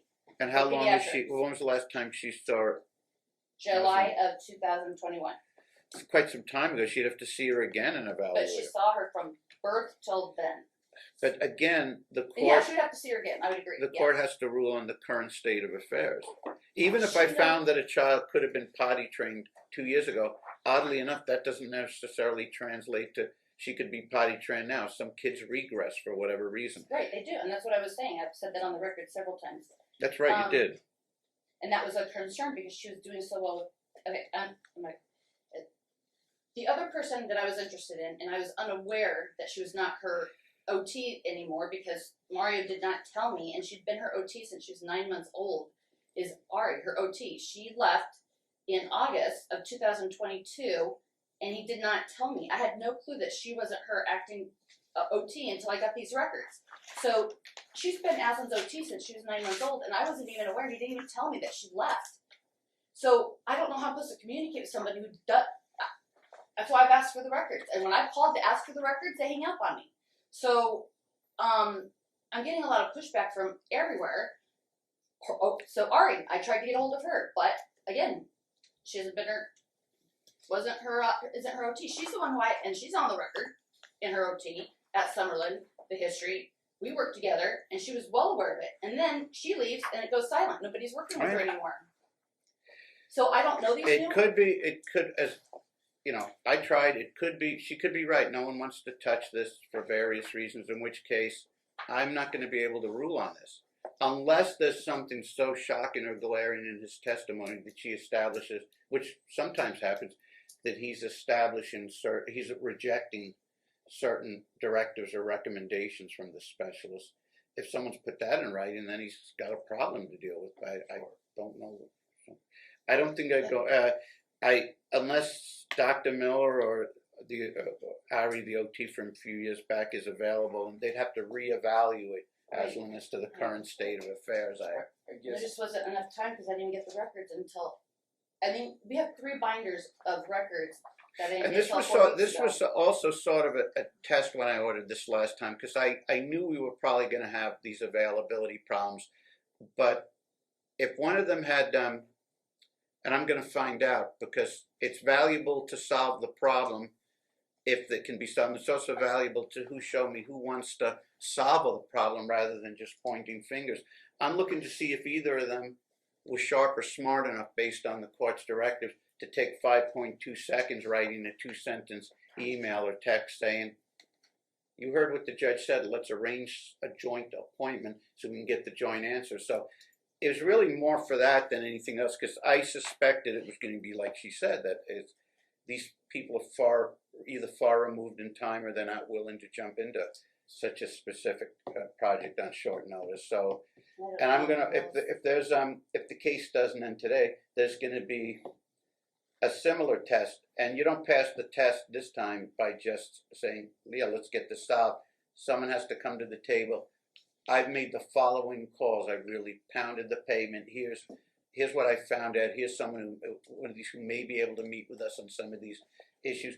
If all you can get is the primary caregiver saying, look, I don't know if I can weigh in on that particular issue or issue a report, but I'll talk to you guys about all issues in dispute as to the treatment so we can go on all on the same page. That's something. That might enable the court to not to rule that potty training should have occurred, but maybe who's cooperative and who isn't on the issue, even if that's the best we can do. So that's could be 10,000 times more valuable to the court than this continued blame game that they're playing. Let me see who's saying, I'm willing to be the adult in the room. I want to be the adult in the room. We can't afford this conflict on this level. I made these calls. Here's what I found out. This person may not be able to totally laser focus in on that, but they're willing to talk. Could be the primary caregiver.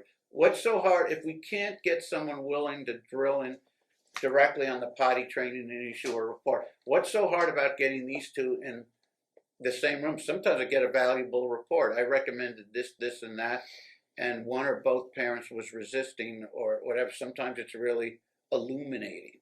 So the winner of this case is going to be the one who says, I don't want to fight anymore. I want to solve these problems. I want to communicate. I can communicate. I can cooperate. I can compromise.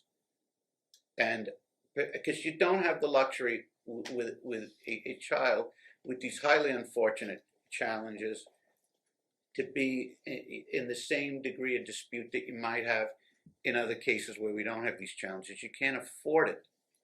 And if someone says, someone has to start taking accountability. If it's, well, why should I have to? It's all her fault or all his fault. Well, sometimes it's how someone reacts to conflict. I understand, and we can gauge how we react to that, even if we think it's all someone else's fault. And I understand that the conflict here, rather than being a little more proactive, may be more of the shutting out nature, that there is no effective communication or cooperation. So I did, and she reminded me of it last time. I did say, let's get a little email or text traffic on this issue. Did anyone take the initiative and they prepared to produce a and I understand you would want to communicating to your firm and not to your client directly. But did we receive that since the last hearing? On the stand, we have copies of text messages where she was notified by our client of upcoming appointments, further notified of a follow-up with the child's current pediatrician. Okay. In writing, Ms. Hurd says she is unable to attend and does not attend. How that long ago were those? Last Monday. Okay. So, and that is the very same pediatrician that is seeing the child regularly and has been seeing the child since Dr. Miller stopped seeing her 3 years ago at exactly the same pediatrics group that the child's been with her entire life. Yes, it is a different provider at the same group because Dr. Miller is no longer there. And that was an opportunity. And I'm sorry, what's the name of the current? Anthem Hills. And what's the specific physician, or do they vary it? Bordelot, I believe. Bordelot? B-A-R-L-O-W. Barlow? Barlow. Is the main... Is the primary care physician at Anthem Hills who took over primary care following Dr. Miller. Okay. So yes, to answer your question, yes, that was we done. Can make an appointment. Yes, we can absolutely, and we have, Judge. Okay. The textual evidence to support that that was offered and that Ms. Hurd was unable to attend. You guys need to make an appointment with Dr. Barlow, whether Dr. Barlow will be willing to do a deep dive in this specific issue and reduce it to writing, perhaps not, but Dr. Barlow, male or female?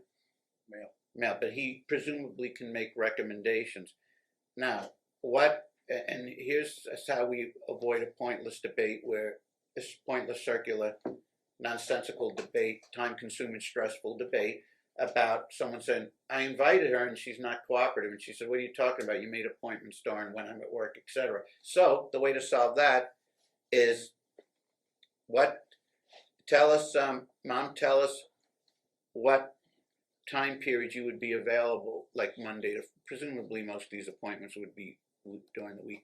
What times would you be available, or what times and dates should be avoided when setting the appointments? I'll work around the appointments. Because he's going to be inviting you to meet with Dr. Barlow as soon as he can make an appointment, and he'll be sending that to you, and I don't want a situation where you're unable to attend. Can you work around it? Yeah, I can work around that. This last Monday, with kind of tensions being high in trial today, I didn't want to put her in an uncomfortable situation. So I didn't know who was going to be there. Is she aware of all this? Or Carrie? I didn't know who was going to be there. Okay. And I didn't want to upset her. Like she's seen enough. Like I don't want to stress her out. Okay, but if we make this an issue that we can't cooperate and meet, I'm saying you guys need to cooperate and meet, and then it's always a but I can't stress her. She's not necessarily going to be at this first appointment, is she? You guys are getting information. This purpose of this, and if he says, I do need to reevaluate it, that's different. For me, Judge, or? Yeah, I assume they have a bunch of a hit list of issues each of them want to ask about. Well, so Judge, I guess my recommendation, and I think this would be Mario's position, is I think it would make the most sense to start with the child's primary care physician and or her regular therapist that she's seeing. I would think OT would be a great place to start, some combination thereof. Either her current primary care physician will be willing to weigh in and make some recommendations to these parties, or if he cannot, then they can seek a referral from Dr. Barlow to somebody who is perhaps more of an expert in toileting with respect to a Down syndrome child at this age. And then you would have a protocol in place from a professional who's able to render that opinion if that exists, right? I think that makes perfect sense. I think that was our position when we were here about a week and a half ago, I think that's what we discussed, we would maintain that position. So appointment with Dr. Dr. Barlow Barlow. and or the OT. I would agree with Dr. Barlow. What's wrong with the OT? I don't know this OT very well. So that means then we should presume positive, not negative, right? I mean, Well, I've reviewed the records, and just from reviewing the records, he doesn't seem to be as involved as her last OT. that may be, but it could be a higher caseload or patient load, doesn't it? Let's start with Barlow, and if the OT is willing to meet, that's fine too. Two separate reports, whatever. If Barlow's going to refer out to a specialist more laser focused on these type of issues, then he may be able to offer that referral. And obviously, we wouldn't have these reports in the very near future in time, arguably, for the case decision. We wouldn't have it. But I want to see the tenor of the communication, and it'll be clear to the court whether it's just communication to humor the court. Look, we're satisfying your requirements, so there's no dark mark against us, or whether it is really a constructive, sincere attempt to gain information, gain greater cooperation, and solve these problems. And the way that there's about 118,000 red flags usually in the first sentence of such a communication that would guide the court into whether it's a truly sincere attempt or whether it's just, oh, here's a hoop I have to jump through so that I look better on the case or whatever. That's going to be clearly apparent in the phraseology, I think. Don't you think? So, yeah. I think I understand what Your Honor's saying, and I don't think that's going to be any sort of an issue. I Sure. think, you know, it belies logic that my client wouldn't support the efforts to potty train a child. Pull-ups are expensive. And I Issues are understand not that, easy. but they're both questioning each other's sincerity or diligence or commitment on some level. I don't think we're questioning her diligence, just that she hasn't been there. It's all that's been the actual case. Well, that's kind of what I'm getting at. If someone really wants to solve this problem, the tonality is going to tell me. Sure. If it's more like, well, I'm willing to do it, but just because A, the court requires this, and B, if it's required, I get to cherry pick who we're going to use. I have to assume most of this is under the header of a group health plan or something, which means it's pretty slim pickings. We don't get to decide who we want. Is most of this under, well, she may have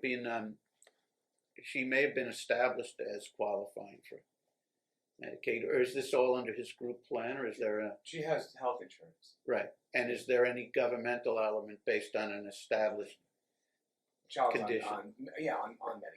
Yeah. Insurance. So this is a combination of Medicaid and a group health plan. Yes. Okay.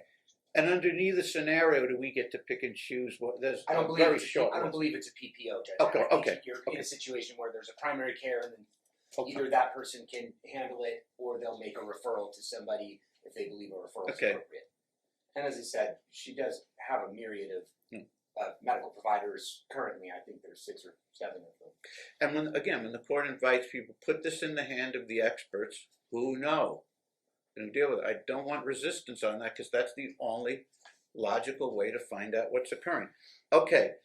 Grandma, you've been very patient. I probably should have excused you during that exchange, which wasn't always really pleasant, but maybe it doesn't hurt if one of the people who cares for this child at some of the time hears concerns of how maybe it'll help improve how people deal with things. I don't know. But Mr. Friedman has some questions, and then Mom may have some follow-up based on that. So I apologize. I should have recused you during this. I just spaced out, didn't notice. Okay. Let's proceed. I know your name is Ellen Opapari. Ellen, do you prefer Miss Opapari, or is Ellen okay with you? Ellen. Okay, wonderful, Ellen. Thank you, and thank you for being here. I will be brief with you. Just some general questions. Mario has never... it's not the case that Mario has directed you to be Aslan's primary caregiver, has No. he? And is it your understanding that, in fact, Mario views himself as the child's primary caregiver? Absolutely. And so would it follow then that educational decisions, healthcare decisions, those types of decisions are decisions made by Mr. Opapari? Yes. Okay. And point of fact, is it the case that you're a loving grandmother? Absolutely. And I take it that, I don't take it for granted, you love your granddaughter very much. Absolutely. And I'm sure you'd be willing to spend as much time as you could with her. Sometimes I want to spend more than allows. Okay. There was a lot of discussion about your attendance at certain events and extracurriculars, and I don't know that you were allowed to develop the answer. Is it the case that at a lot of those extracurriculars on the weekend, etc., you're there as a grandmother tagging along with Mario as the primary caregiver, correct? I'm there to support my grandchild. Right, but you're not the person in charge of... No. Right, okay.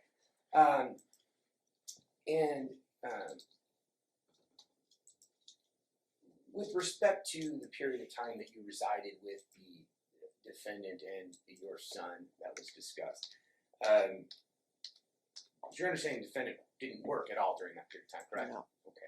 So, other than caring for Aslan, potentially getting her to school or home from school, she didn't have anything else going on during those days. Correct. And as you understand it, your son was at the time the sole breadwinner for that household. Yes. And was fully employed at that time. Yes. And currently, your son remains fully employed. Yes. The difference is there isn't a stay-at-home caregiver that there used to be, for example, when Miss Heard lived in the home. Correct. Okay. Now, I appreciate that. I think that the amount of questions you were asked were exhaustive. So I don't want to spend a lot of time going backwards. I want to take your attention to following, the months following Mr. Opari's breakup with Miss Heard. Do you recall that period of time? Yes. Okay. Now, if I was to say to you that period of time commenced in approximately October of 2020 and then progressed through approximately February of 2021, does that sound right? I'm sorry, what dates? So. Meaning, hard to 2021. pinpoint exactly when a relationship ends, but sort of there was in and out of the relationship from approximately October 2020 through February 2021. Is that about right to you? Yes. Okay. And so then, do you recall an incident that occurred following the termination of that relationship in approximately, I'll give you an exact date actually, March 19th, 2021. Do you recall that? Do you recall an incident that occurred when you were at the home by yourself? I think that's when Kimberly came to the house. Okay. So Kimberly came to the house. I just, again, I don't want to spend a lot of time on this. At that point in time, which was March 19th of 2021, to your knowledge, had Kimberly stopped living in the home at that time? Yes. Had the locks to the residence been changed? Yes. Had all other means of securing the residence as Mario's separate property been undertaken by Mario? Yes. Okay. And to your knowledge, in and around that period of time, did Ms. Heard have any right to access the property or be there? No. Okay. And on the day in question, that's March 19th, 2021, was Mario at home? No. Was Mario, in fact, out of town? Yes. Okay. And is it not the fact that you recall receiving a text message from Ms. Heard on that day in question? Yes. And was that text message in response to the fact that you heard somebody forcing entry into the property? Yes. Okay. And when you heard somebody forcing entry into the property and noted that it was Ms. Heard, did you contact Mario? Yes. And what did you advise Mario? I told her that she had come in and he called the police. Okay. And then did the police ultimately come to the residence? Yes. Okay.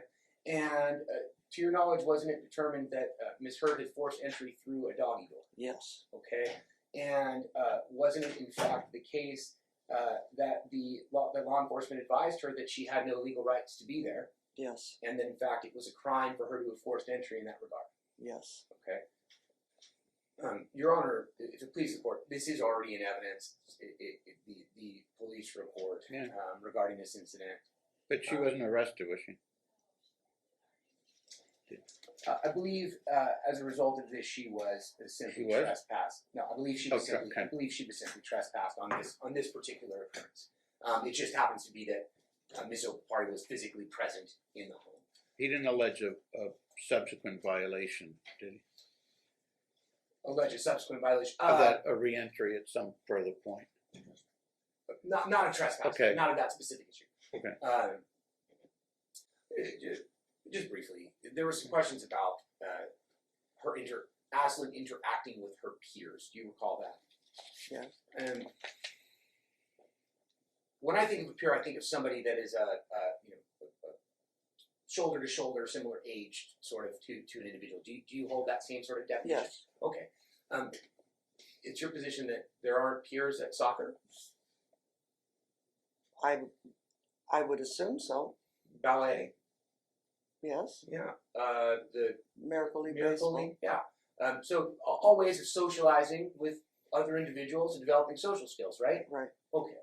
And again, there was a lot of discussion about your percipient knowledge of Aslan's protocol. For the record, I was very impressed at how much you knew. But just to be clear, that's not something that you take on your shoulders as your sole responsibility, correct? Correct. To the contrary, that's something that you believe to be the responsibility of your son, I presume. Exactly. And also to the extent the defendant's involved, to defend it, correct? Yes. Okay. I have Wait, nothing further. what, can you see the first part of that question? It was answered already. I have nothing further. Just that she thinks the primary responsibility is to the parents. So that you have you can technically redirect since it's your witness, Okay. but it's an adversarial witness, so you're allowed to lead if you want. Okay, go ahead. I would just note for the record, you found her to be adversarial because of her relationship. I would say I think Ellen has been very cooperative. I don't think she's been hostile or adversarial to Right, but I think No, I generally, agree. right, but generally I think the definition of an adversarial hostile witness doesn't really mean hostile in the traditional sense of the words. It means that this witness, even though called by the other side, is someone who would tend to be motivated to bolster the one side's I case rather than the completely other. agree, Judge. I wasn't implying No, anything I know, contrary, just merely that I thought she was being cooperative and wasn't Right. being hostile. That's Right, all. I just so yes, I should use in hostile in the common parlance of the term no, but in the technical legal sense, I guess she would be classified there. So let's proceed. So you said it's Mario's responsibility. That was what we ended with. Mario's responsibility is as a primary caretaker to take care of Aslan. Yes. Okay. So would that responsibility also be relaying to you what she would need to work on? Or you say he doesn't get home till like 6-ish sometimes, so she doesn't work on anything until after 6? Well, usually he comes home after he's done with his job. He has a very important job. I never said he didn't. But you're saying it's his responsibility, but he comes home late, he works, but he doesn't relate to you. That would be a responsibility, relating Well, to you. he'll what let she's me know working if on. he's going to be late. And you don't know what she's supposed to be working on. It's his responsibility, and he doesn't get home till the evening. So there's no consistency. There's no routine, there's no schedule. Well, you're making Argument. you're broad latitude for cross-examination, but Okay. you can't state a series of conclusions. Okay. Even though, to an extent, that occurred on the prior testimony with the other side, but let's just If you want to break each of that down, if it's important, you can. If you wanted to answer. Do you make any health decisions for Aslan when you take her to any appointments? I don't take her to any appointments other than therapy. Right, we established you take her to therapy sometimes on Mondays. Right? Sometimes. And that consists of 3 therapists, Correct. right? We've established OT, PT, and ST. So that would be 3 appointments. At any of those providers on Mondays, do you make any decisions? No. And then going back to another point, that Mario worked, and I didn't, and I stayed home with Aslan, right? Correct. Is that okay? So I was Aslan's primary caregiver. Correct. And we've established that from at least 1 year old to 5 and a half.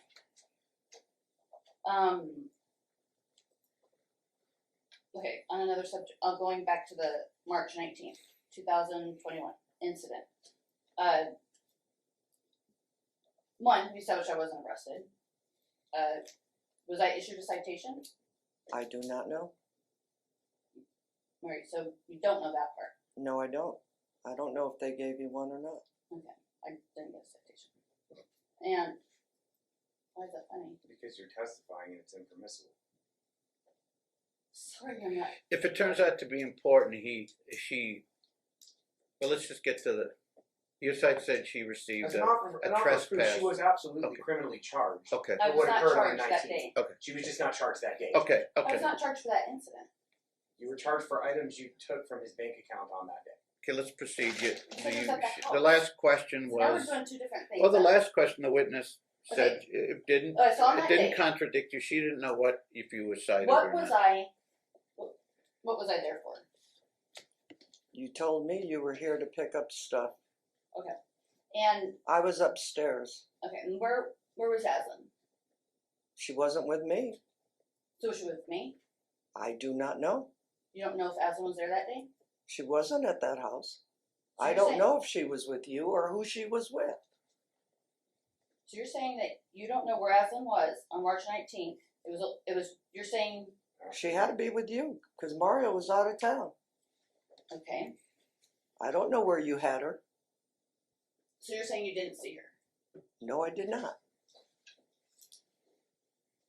I want to make sure that we establish that, right? She did not see Aslan on March 19th and she was not at the house. The testimony was that she did not see her. So Yeah, and so, was she Yes. with you? Was she with you? yeah, she was with me Okay. at the house. Okay, And I have a video of it. very good. So she was with you at the house. Right, so if she doesn't even remember that, how's she remembering all this other stuff? Like, she doesn't remember that Aslan's sitting right there. I have a video with her in it. They're both in it. I wasn't aware Okay, I was in the but bedroom. here's what I'm having trouble. If you're trying to discredit her, but you're not, I don't know how important this incident It's is. really not that important, but I have after to say three, something, right, otherwise I'm it's deemed 3 years guilty. ago, I'm having trouble seeing how it's a real significance, but that It's being. not as significant. Okay, It's but not that at being, all, but I have to address okay, it. but that being said, I'm having a little, you may be able to help me on this. You're Okay. trying to discredit her without denying the basic facts. She said you were there to obtain items, and you say you were there to obtain items. Or were you there for some of the? Well, go ahead. I think Yeah, you're both so saying the that's same our thing. So I was there to obtain items. What items? I do not know what Okay, so you don't know did. what items. No. Okay. I was. Okay. Well, here's what I is was the aware. offer. The offer of proof is what you were there for. What purpose, according to you? I was there to get my dog Okay. and some of Aslan's things. She's not, doesn't seem to be denying that, but I'm not sure what the conflict is. I'm not sure why it's so important after 3 years, but if it is to you guys, let's go ahead. Go. I'm just Okay. trying to say, like, I was able to take my stuff. I just want to get my stuff, and then there's no evidence. So and far, there's this nothing witness happened, has so not seriously contradicted not. that. This is not a big deal. It's over Right. and done with. But now I have to address it, and I need to. You have to address it if she's disagreeing with you. You said you're there to obtain this. You did bring up a tangential issue where both parties are now focused on where was Aslan. But as to Okay. why you were there, you're saying you were there to retrieve items plus your puppy, and she said yes, you were there to retrieve items. That's what you told her. So where's the disagreement? I'm not disagreeing with that part. Okay, That okay, part, yeah. Okay. Like, Okay. I'm Okay. I'm disagreeing with that. It was this big to do, and I was arrested, and I was charged. Okay. Like, there was no incident. See what It she wasn't a knows. big deal. It See wasn't what a she big deal knows. at all. If she knows something about that, you can explore. It sounds like she said she doesn't know if you got a. She's not disagreeing with you. She says maybe you didn't get a citation. I don't know. You Yeah, said you didn't. Yeah, it wasn't a Okay. big deal, but they brought it up, so. They let's- did, but they questioned this witness about it. But what you have to concentrate on, not their motivations or the questions. What did the witness say? And do you have some serious truth problem with what the witness said? And right now, it sounds like no one really does. On an issue which seems to the court something of a non-issue, but if you guys want to. Well, I guess I just didn't know what level I needed to address that. I wasn't. Well, basically, arrested or charged or fair anything. enough. And if you want to clear that, once you establish the witness isn't contradicting you on that, and that you were there to pick up items, unless there's something seriously in dispute, like she says you throw stuff at her or hit her and you didn't, then that might be something you want to question her about. But I don't think you guys are in conflict here. Well, I guess it was Mr. Friedman that said I was arrested and cited and Okay. all this other stuff, and I wasn't. So it really wasn't her; it was him. But Okay, but then you save How do I it, address that? right? But then you save it for him, even though he wasn't there. If he's insisting, oh no, she was arrested, then take it up with him. But this witness is agreeing. I don't know what happened. yeah, I mean, that's she's not fine. Then disagreeing with you. Let me put it that way. That's a good basis. Okay. She didn't know. That's Okay. good enough. Good. Okay, perfect. Okay, but you can pursue anything else you want with her on the testimony, but that incident, we probably don't need to spend more time on it. I'm sorry? That's Oh, I'm sorry, I didn't hear, Mr. Sorry, Friedman, sorry, I was based on just- that, any? I have nothing further, Judge. Thanks so much. Is this witness subject to recall? If she is, if she's not, she can remain in the court if she wants. She probably may have no desire to do that, but she's not subject to recall, is she? Not by me, Judge. Okay, She's not under my subpoena. okay. Is she, were you planning to recall this witness for any purpose later on? no. Okay, okay. Now, let's accommodate the other individual, and there does have to be a finding placed on the record that the other individual was And to either stay or to. leave, present for whatever. prior proceedings. I'm able And to what would be the name of the one? Sure. Glow. Yeah, Glow? Glow. okay. Like Gloria, like Thank you. the abbreviation for Gloria? Okay, could you please, let's see, there's another. I mean, to be honest, I don't really plan on calling her as a witness. It would be a very narrow incident. Okay, let's just, But it's a non- let's just, it's really a non-issue let's that just I'm deal hoping with we it get now. over. Let's just spend 5 minutes dealing with it now. If the worst thing Okay. is that it's not relevant or helpful, that's Okay. better than, in my experience is then, if we don't deal with it, then we invite problems later, like I would have called this witness and they would have helped me on this or that. Okay, So just in an abundance of caution, if you called her, she'll testify, and it's already on the record though that although she wasn't here today, she was in the audience at prior hearings. So if that's important, that's in the record. So go ahead. And I'm sorry, I don't know what her name. Oh, Glow. Okay. Raise your right hand, the court clerk's gonna swear you in. You do solemnly swear, we do solemnly affirm the testimony you're about to give in this action shall be the truth, the whole truth, and nothing but the truth, under penalties of perjury. Yes. You may have a seat.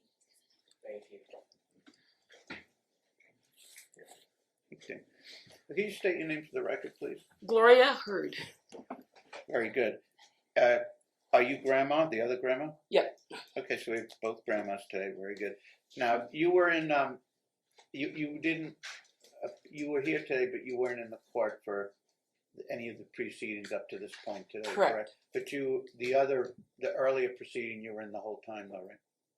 Most of it. Okay, okay, very good. Did you want to voir dire on that issue before? I'm satisfied with Okay, Connor's okay, questions, and the okay. record would speak for itself. Okay. Please. Do I need to question her right now? Or do I need to sit? What is the protocol? Well, basically, if she has something to offer about a particular incident, let's just get it out of the way now rather than having to worry later. Sometimes people say, well, had I had my mom or someone testify about this or that, that would have helped me. It's best if we just handle it now quickly. If it turns out to be irrelevant, fine. But Okay. rather than the absence of it, if it turns out to be relevant, we don't want the absence of it.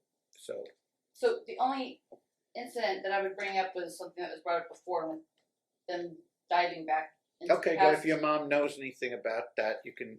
Yeah, she was just there that Okay. day, so Okay. now okay.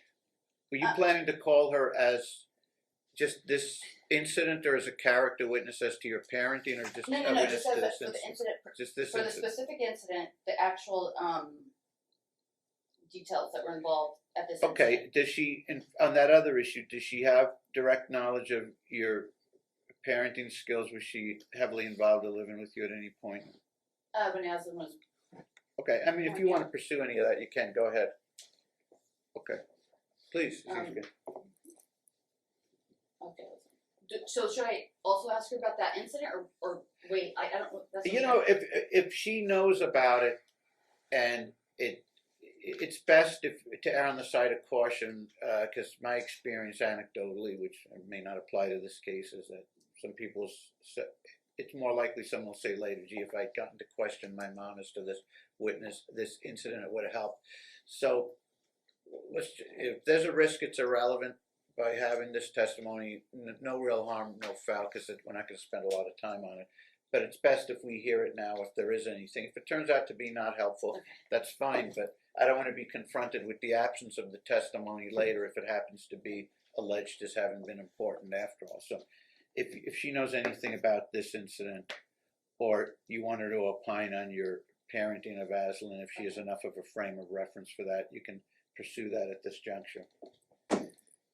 Alright, so let's go ahead and talk about this incident. I think I had it, where's this? And we were referring to this, them saying the March 19th? No, it was in February of 2022. Oh, a different incident, okay. Yeah, not that, and so Okay. do we still need, Okay, I just don't know, but they keep going back in the past and don't seem to get over it, so I would like to get over this part. what was the incident in, at an earlier hearing established as to February 2022? Mr. Perry was saying that I tried to abscond with the child and Oh, okay. had called the cops. Okay, you may want to, if she knows anything about it that's helpful to you, you may want to ask her. Okay. Do you recall a visitation with Aslan approximately in February of 2022? Yes. You have to talk. I said yes. Okay. I heard. I just saw your headphone. It's very unusual for somebody not to hear me. Okay, this incident, do you recall, was it a visitation? Yes, it was. Okay, with Aslan. Yes. Do you remember the time? Approximately, I know. It was, see, the lights were on at the park, so must have been evening, Okay, so evening, it was an evening visitation with Aslan. like early evening, not late evening. Yeah. At this visitation, who all was there? Myself, my husband Danny, my son Malachi, you, Aslan, and Mario. And do you remember the cops being called? Yes. Do you know why they were called? Well, I found out after. I didn't know why they were called at the time, but yes. And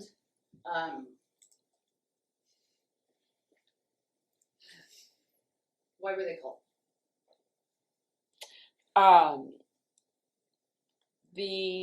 One of the officers had told me the reason why they were called is that the father was in fear that our daughter was taking her daughter away. And do I know anything about that? And I said, I know that they're up at the lake with my son. And then he, of course, he asked how old my son was. Then he's 13 today. That would have made him 10 in March. So around 10. And so he said, do you know what this is about? And I said, no, I don't. I didn't know the police were called. I just saw you guys showing up. And do you know where your daughter is? I said, yeah, she was up by the lake, and we were down by the other swings and things. Okay, so that's how I knew that they were called. I found out more after they had interrogated you and Mario, but I didn't hear a whole lot of stuff because then Malachi and I were playing with Aslan to keep her distracted so she didn't see any negativity going on with her mom and dad. So you guys are at one part of the park, and Malachi and I and Dad took Aslan to the other part of the park where she could climb around and play with her other little friends that she had made during that time. So basically, they were called because Mario had called them to say I was trying to leave with Aslan, like Yes. leave the park. Okay, can I say one thing? Am I allowed to offer something?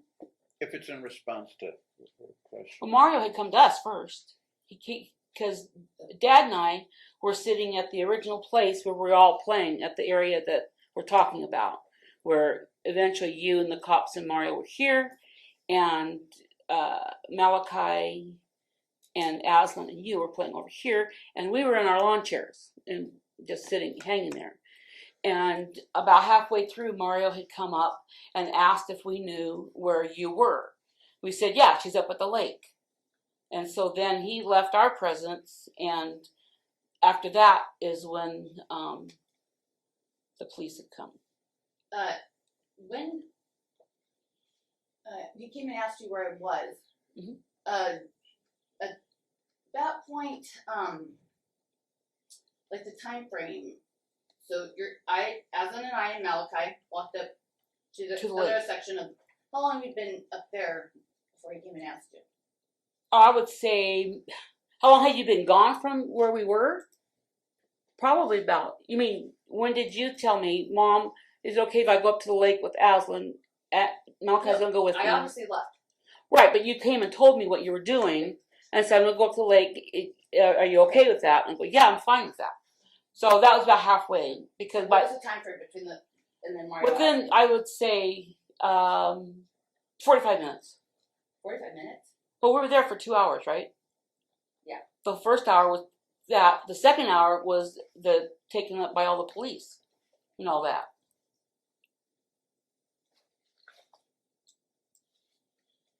Okay. So but within 40, you had asked me. 40 minutes. You don't have to worry about that. Okay. So basically, we were at the other section of the park for 45 minutes. We were all together for 45 minutes, and then you had said, Mom, Okay. I was like, Hold on. I obviously had to leave his line of sight. That for him to ask you where I am. okay, So I'm not asking you.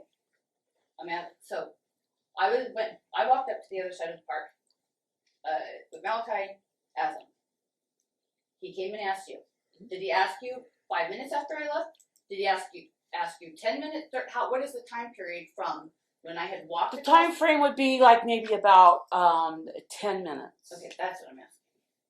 10 minutes. Okay, so we and then he leaves and you didn't know what was going on. And No. then when did the cops show up after that? About Well, the cops showed up. approximately about after he asked you.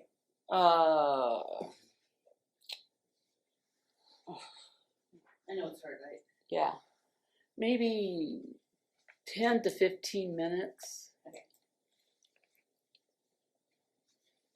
So this part of the park. So Mario's saying I'm trying to leave with Aslan, but I'm also with Malachi. And by that point, Malachi had met a friend. Right. So, and you and Dad were there. Yeah. Did you and Dad drive me? To the park? Yes. Yeah. Did I have a vehicle there? No. Did I have keys? No. So it was your vehicle and I came with you. Yes. And from where you were sitting and where I was, where was your car? Where we were sitting? Was I walking towards Our car your was car right- or away from your car? Oh, no, far away, because Mario was parked next to us, kind of close to where we were parked. So, in order for me to leave with Aslan, I guess I could, to abscond with Aslan, I don't have a vehicle. To get to your vehicle, I was going the opposite direction? Correct. That's what I'm asking. So, Correct. from where I was, it was you and Dad in the middle of where the vehicle is. And your vehicle Correct. was parked next to Mario's. Pretty close, yes. And I didn't have the keys. No. So, okay. So, did I even have, let's see. Did I know? You don't know.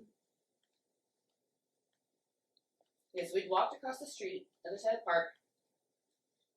You kind of not, you guys doing Denver, and then, cops show up. That's when they interviewed you, right?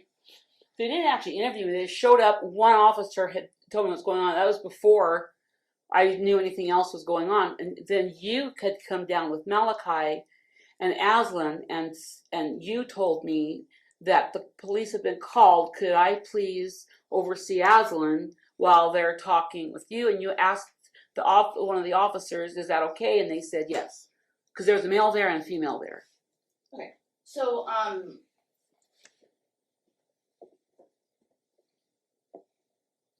for me to abscond with Aslan, I would have to have done it on foot Yes. with Dra- Malachi as well, dragging your brother and his friend along with you. and going where? I have no idea. Okay. By that point, that park was out where there's okay, neighborhood that's now. fine. Now Yeah. there was nothing there. So, I'm just trying to, the time you said, so you said earlier in your testimony that it was about 45 minutes-ish, and then the second half was spent dealing with the cops. Right. So the cops were called about halfway through. Correct. So this was in the middle of my visitation when Correct. they were called. Correct. So it wasn't at the end, and I was trying. Correct. Okay, that's what I want to establish too. So it was during the middle of a visitation. Correct. Okay.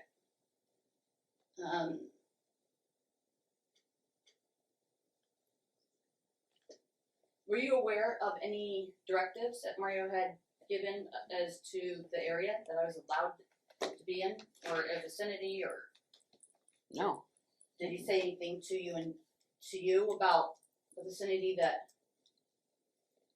we could, or No. okay, so as far as you're aware, the entire park was okay. Correct. And then after the officers, once they did what they had to do, did they say anything else to you, or did they leave, or what was? They didn't leave it. They didn't say any more Okay. to me. They just left. Yeah, because I was kind of within earshot, and then that's when we realized that I needed to take the kids farther away. Okay. On the other side. And then eventually they left and Yes. nothing. Okay.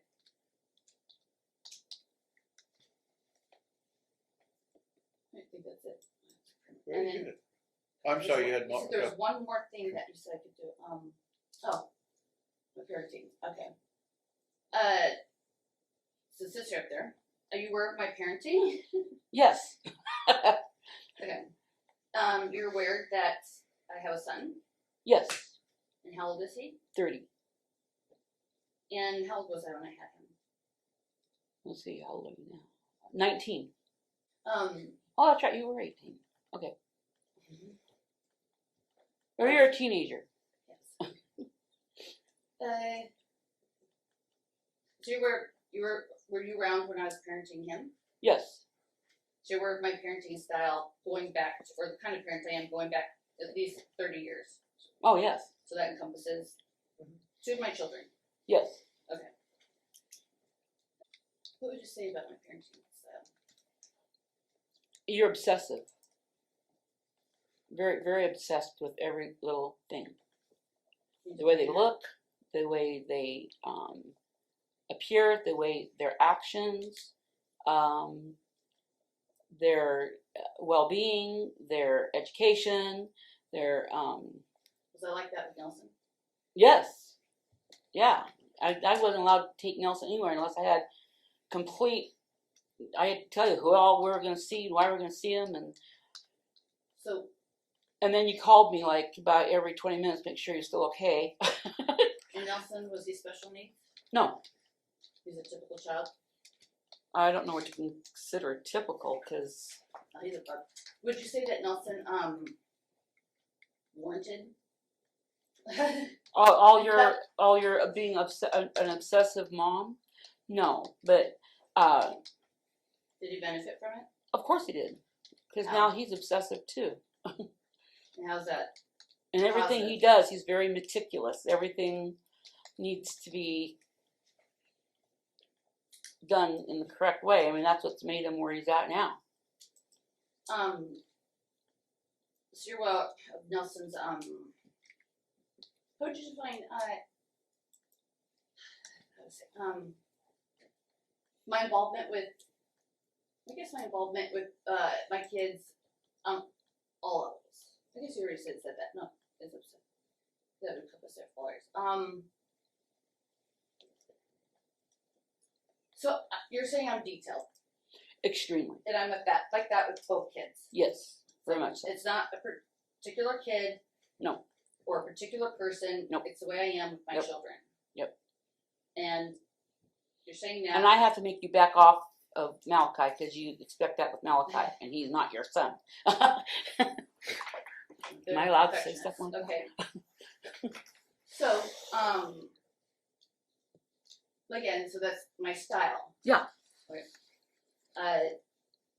I'm just very. Would you say I'm an involved parent? Extremely. On all. You're very, very hands-on. Okay. How is that positive? How does that benefit the kids? It benefits them knowing that they have support away from whatever environment that they're involved in. It benefits them knowing that what they do away and beyond you, like at school or at church with their friends, that they have the security of knowing that when they come back and report to you, when you give them the third degree, then they know they are prepared to report to you every little thing that Is it again my style? took place. Yeah. Okay. But it benefits them because it makes them selective when they are away from you. Well, I shouldn't say they. It made Nelson selective when he was away from you because he knew he'd have to answer to you. So that made him have to make good choices. Right, so Nelson, alright, that's good enough. I'm not gonna. Very good. I don't Mr. Friedman? Yeah. Mr. Friedman? You pass the witness there. Okay.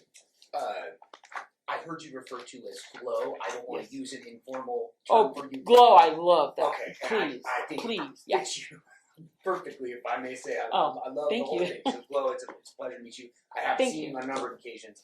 I would just prefatory statements because I'm here to do a job, right? So Okay. I know very much that you love your granddaughter. I've seen you here supporting her cause and your daughter's cause, and nothing I'm going to say should in any way impair that, right? This is just my job. You understand that? Sure. Right? Okay. Absolutely.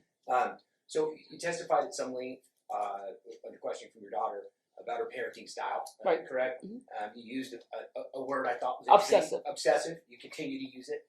I believe you even went so far as to indicate that at times you have to tell her even, I think you said, back off of Malachi because that's not her son. Is that right? Yeah. She realized she thinks she's helping, and I'm not obsessive. So I understand. Okay.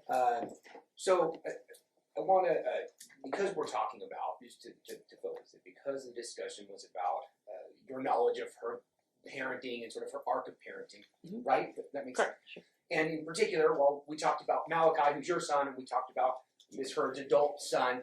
The court's purview here today is Aslan. You're aware of that, right? Correct. Okay. So in particular, the judge needs to focus on the period of time that Aslan's been alive, Okay. right?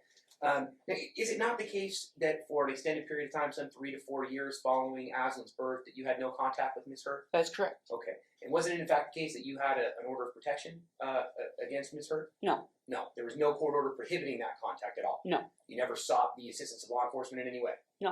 You never sought the assistance of any court process in any way? In regards to not seeing Aslan? No. Ms. I'm Heard. sorry, what did you say this level of, what was the chronology of this estrangement period? So following her birth, about a year or so following Aslan's birth, and then for a period of 3 or 4 years that you had no contact. There was with, 5 years that we had that we mutually agreed not to see each other. 5-year period of time. Yes. And that was from 2017 to 2022? Yes. Okay. So from 2017 until 2022, not because of a court order. Okay, it would be November 2021. Oh, okay. About a 5-year period in there. Is that right? Yeah. Okay. And during that period of time, there was no contact between you and your Correct. daughter. Correct. And you said that was a mutual agreement? Yes. Okay. And I'm to presume, was that because of some conflict between the two of you? Yes. Okay. And did that conflict get to such a point that you felt that despite it being your daughter, right, and you loving her very much, you could not be in her life? Is that right? I felt like it was better because it was better for both of us to be separate from each other because she had her family, I had my family, and as you've already heard me say that there is a difference of parenting there. Sure. And I wasn't going to be able to be supportive of what needed to be done. Understood. And so she and I had a face-to-face conversation, and I realized during that conversation that I would probably be a better mom by not being there at that point. Never dreaming it was going to go that long, but it was a choice that we both agreed with, yes. And so for that extended period of time, by extension, unfortunately, and I'm sure it was tough on you emotionally, you had no interaction with Ms. Heard and Aslan to observe the two of them together. Correct. Okay. So the sum total of your experience with her parenting of Aslan would be for that very limited period following Aslan's birth, right, about a year or so, is that correct? No, she was born in May and it happened September 13th. Okay, So May, June, July, August, 5 months. Okay, so about a 5 month period of time following her birth, and then that doesn't pick up again until some about 5 years later. Correct. Which is in and around the time that this court process is going on, and there's already court orders regarding visitation. So was it Correct. 2021 or 22 they reestablished contact? It was not November of 20. We're in 23. We're in 20. Wait, we're in 24. Okay, 23, 22, 20. It was November of 21. When you Yeah. called me. So Okay, so from September 2017 to November of 2021 was the period of no contact between the two of you? Correct. Thank you. And are you aware of the fact that as a result of this court's orders, that in January of 2022, approximately 60 days following you reestablishing a relationship, that this court ordered Mario have sole custody of that? Yes. Mm-hmm. You are aware. Yep. Okay, so that was about a 2 month period of time following you establishing a relationship at all, that all custody was by order of the court assigned to Correct. Mario. Okay. Correct.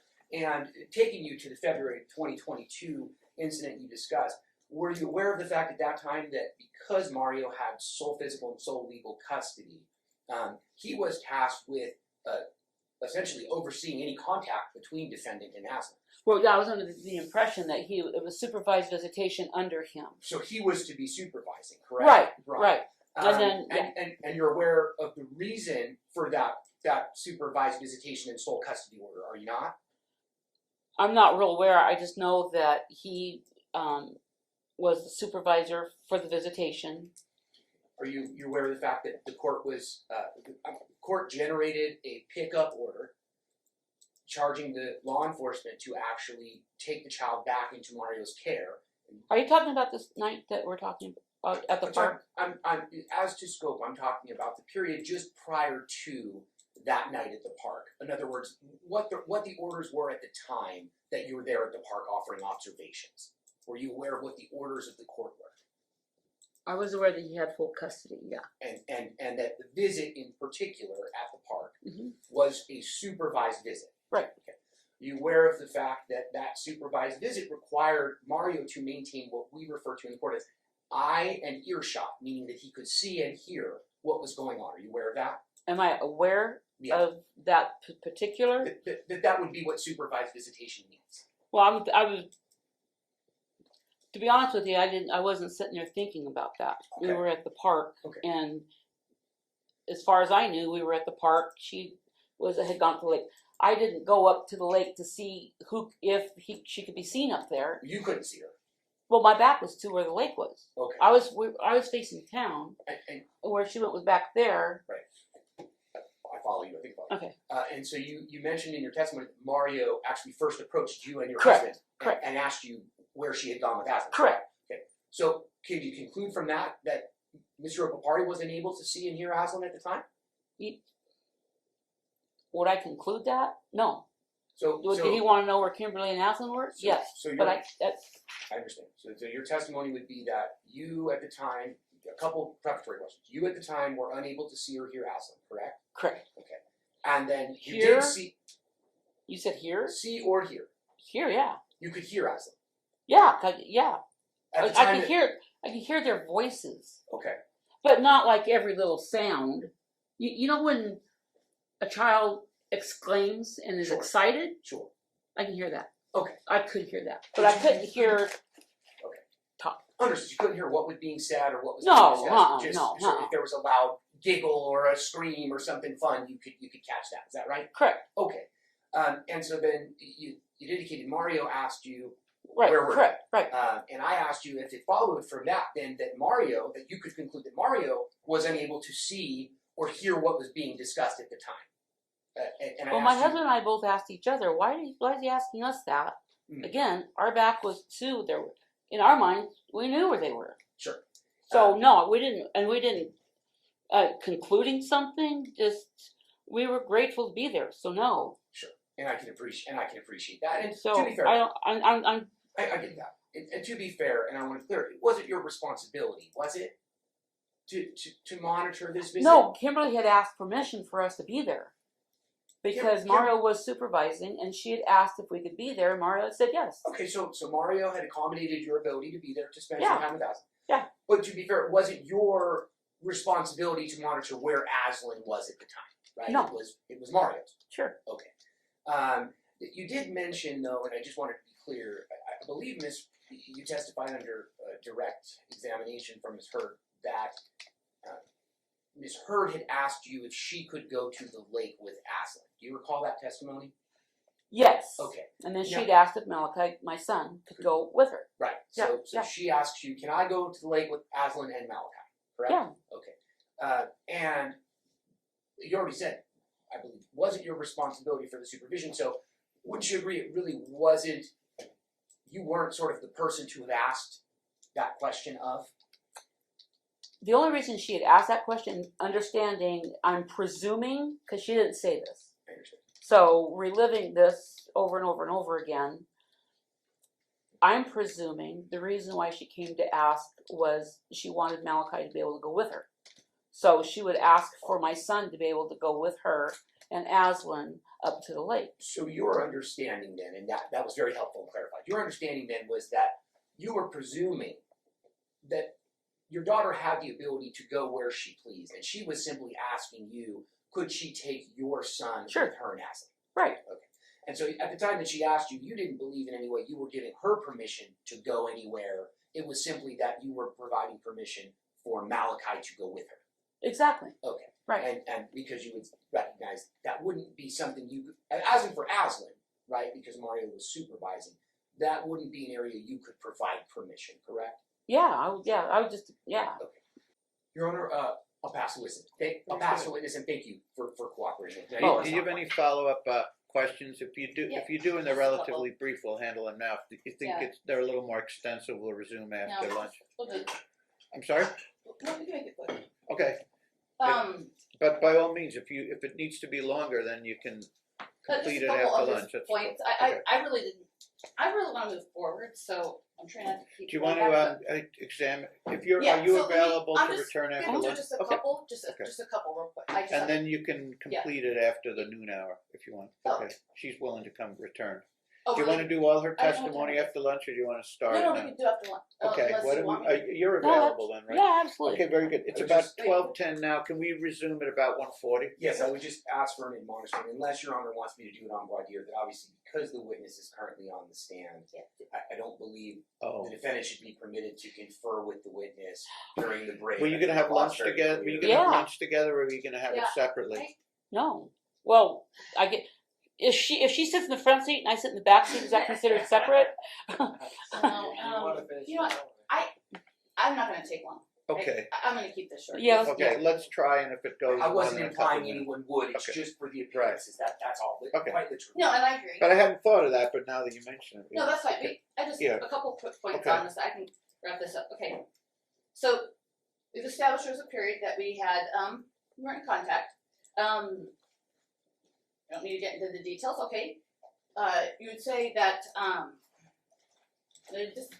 whatever our disagreement was.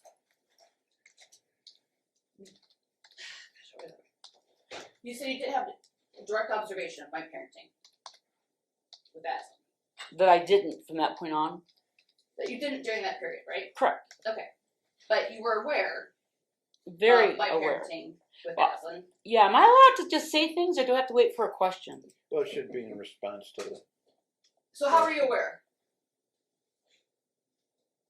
Through grandma, Which is, my mom, your grandma, her great grandma. and where was great grandma? She was at Brookdale Assisted Living Assisted living, okay. on Russell and And- Eastern.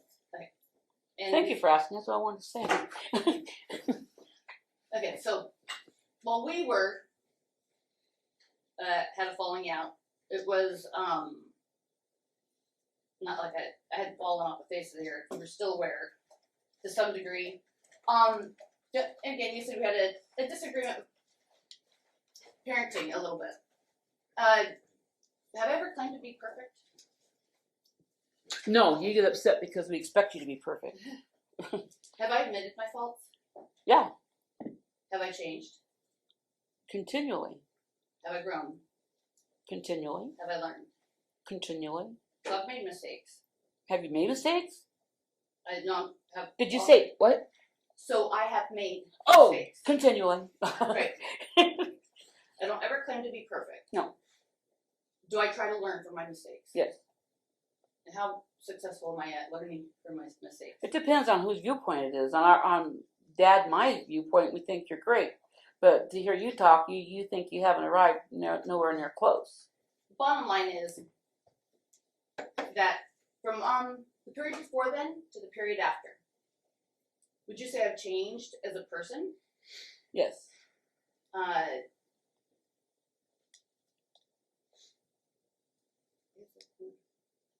And then that's right there. And as far as the visitation, because I know you touched on that, is like the orders and what it entailed and stuff. And you said you were not aware of specific orders. Is that correct? Right. You had told me that Mario had said that you'd have supervised visitation, and then you had asked. Aware of the specifics. I didn't know. That's all I knew is that because he had full custody, but he was offering supervised. Specifics in writing as to the details. No, of that? no, So okay. no. I never saw That's it. it. You were just telling me, and then you'd asked. That's it. That's Okay. what I needed. All right. Mom, shut up. I want to move forward. But I have to address some of their stuff, otherwise it comes. Well, in regards to your parenting and the questions not being asked, did you know anything about during the time I was gone? Yeah, I did. How did I know? Because you would go to what? I presume Go ahead. okay. But keep in mind if the source of her parenting is not from your direct observation, but what someone told you. That's fine. It's not. Right. That's It's all just I a was gonna say, generality. Jess, that's all. All right. You were out there. Parents can. Okay. Yeah. Well, Yeah. it was because the mutual was my mom, and so it was Okay. through that. So that's how I got to see Aslan was when she visited. And from, I guess, My mom. did my parenting style drastically change during that period, to your knowledge? Drastically changed from what? Or The way I was. you were the same way with her that you were with Right, Nelson. So that's okay.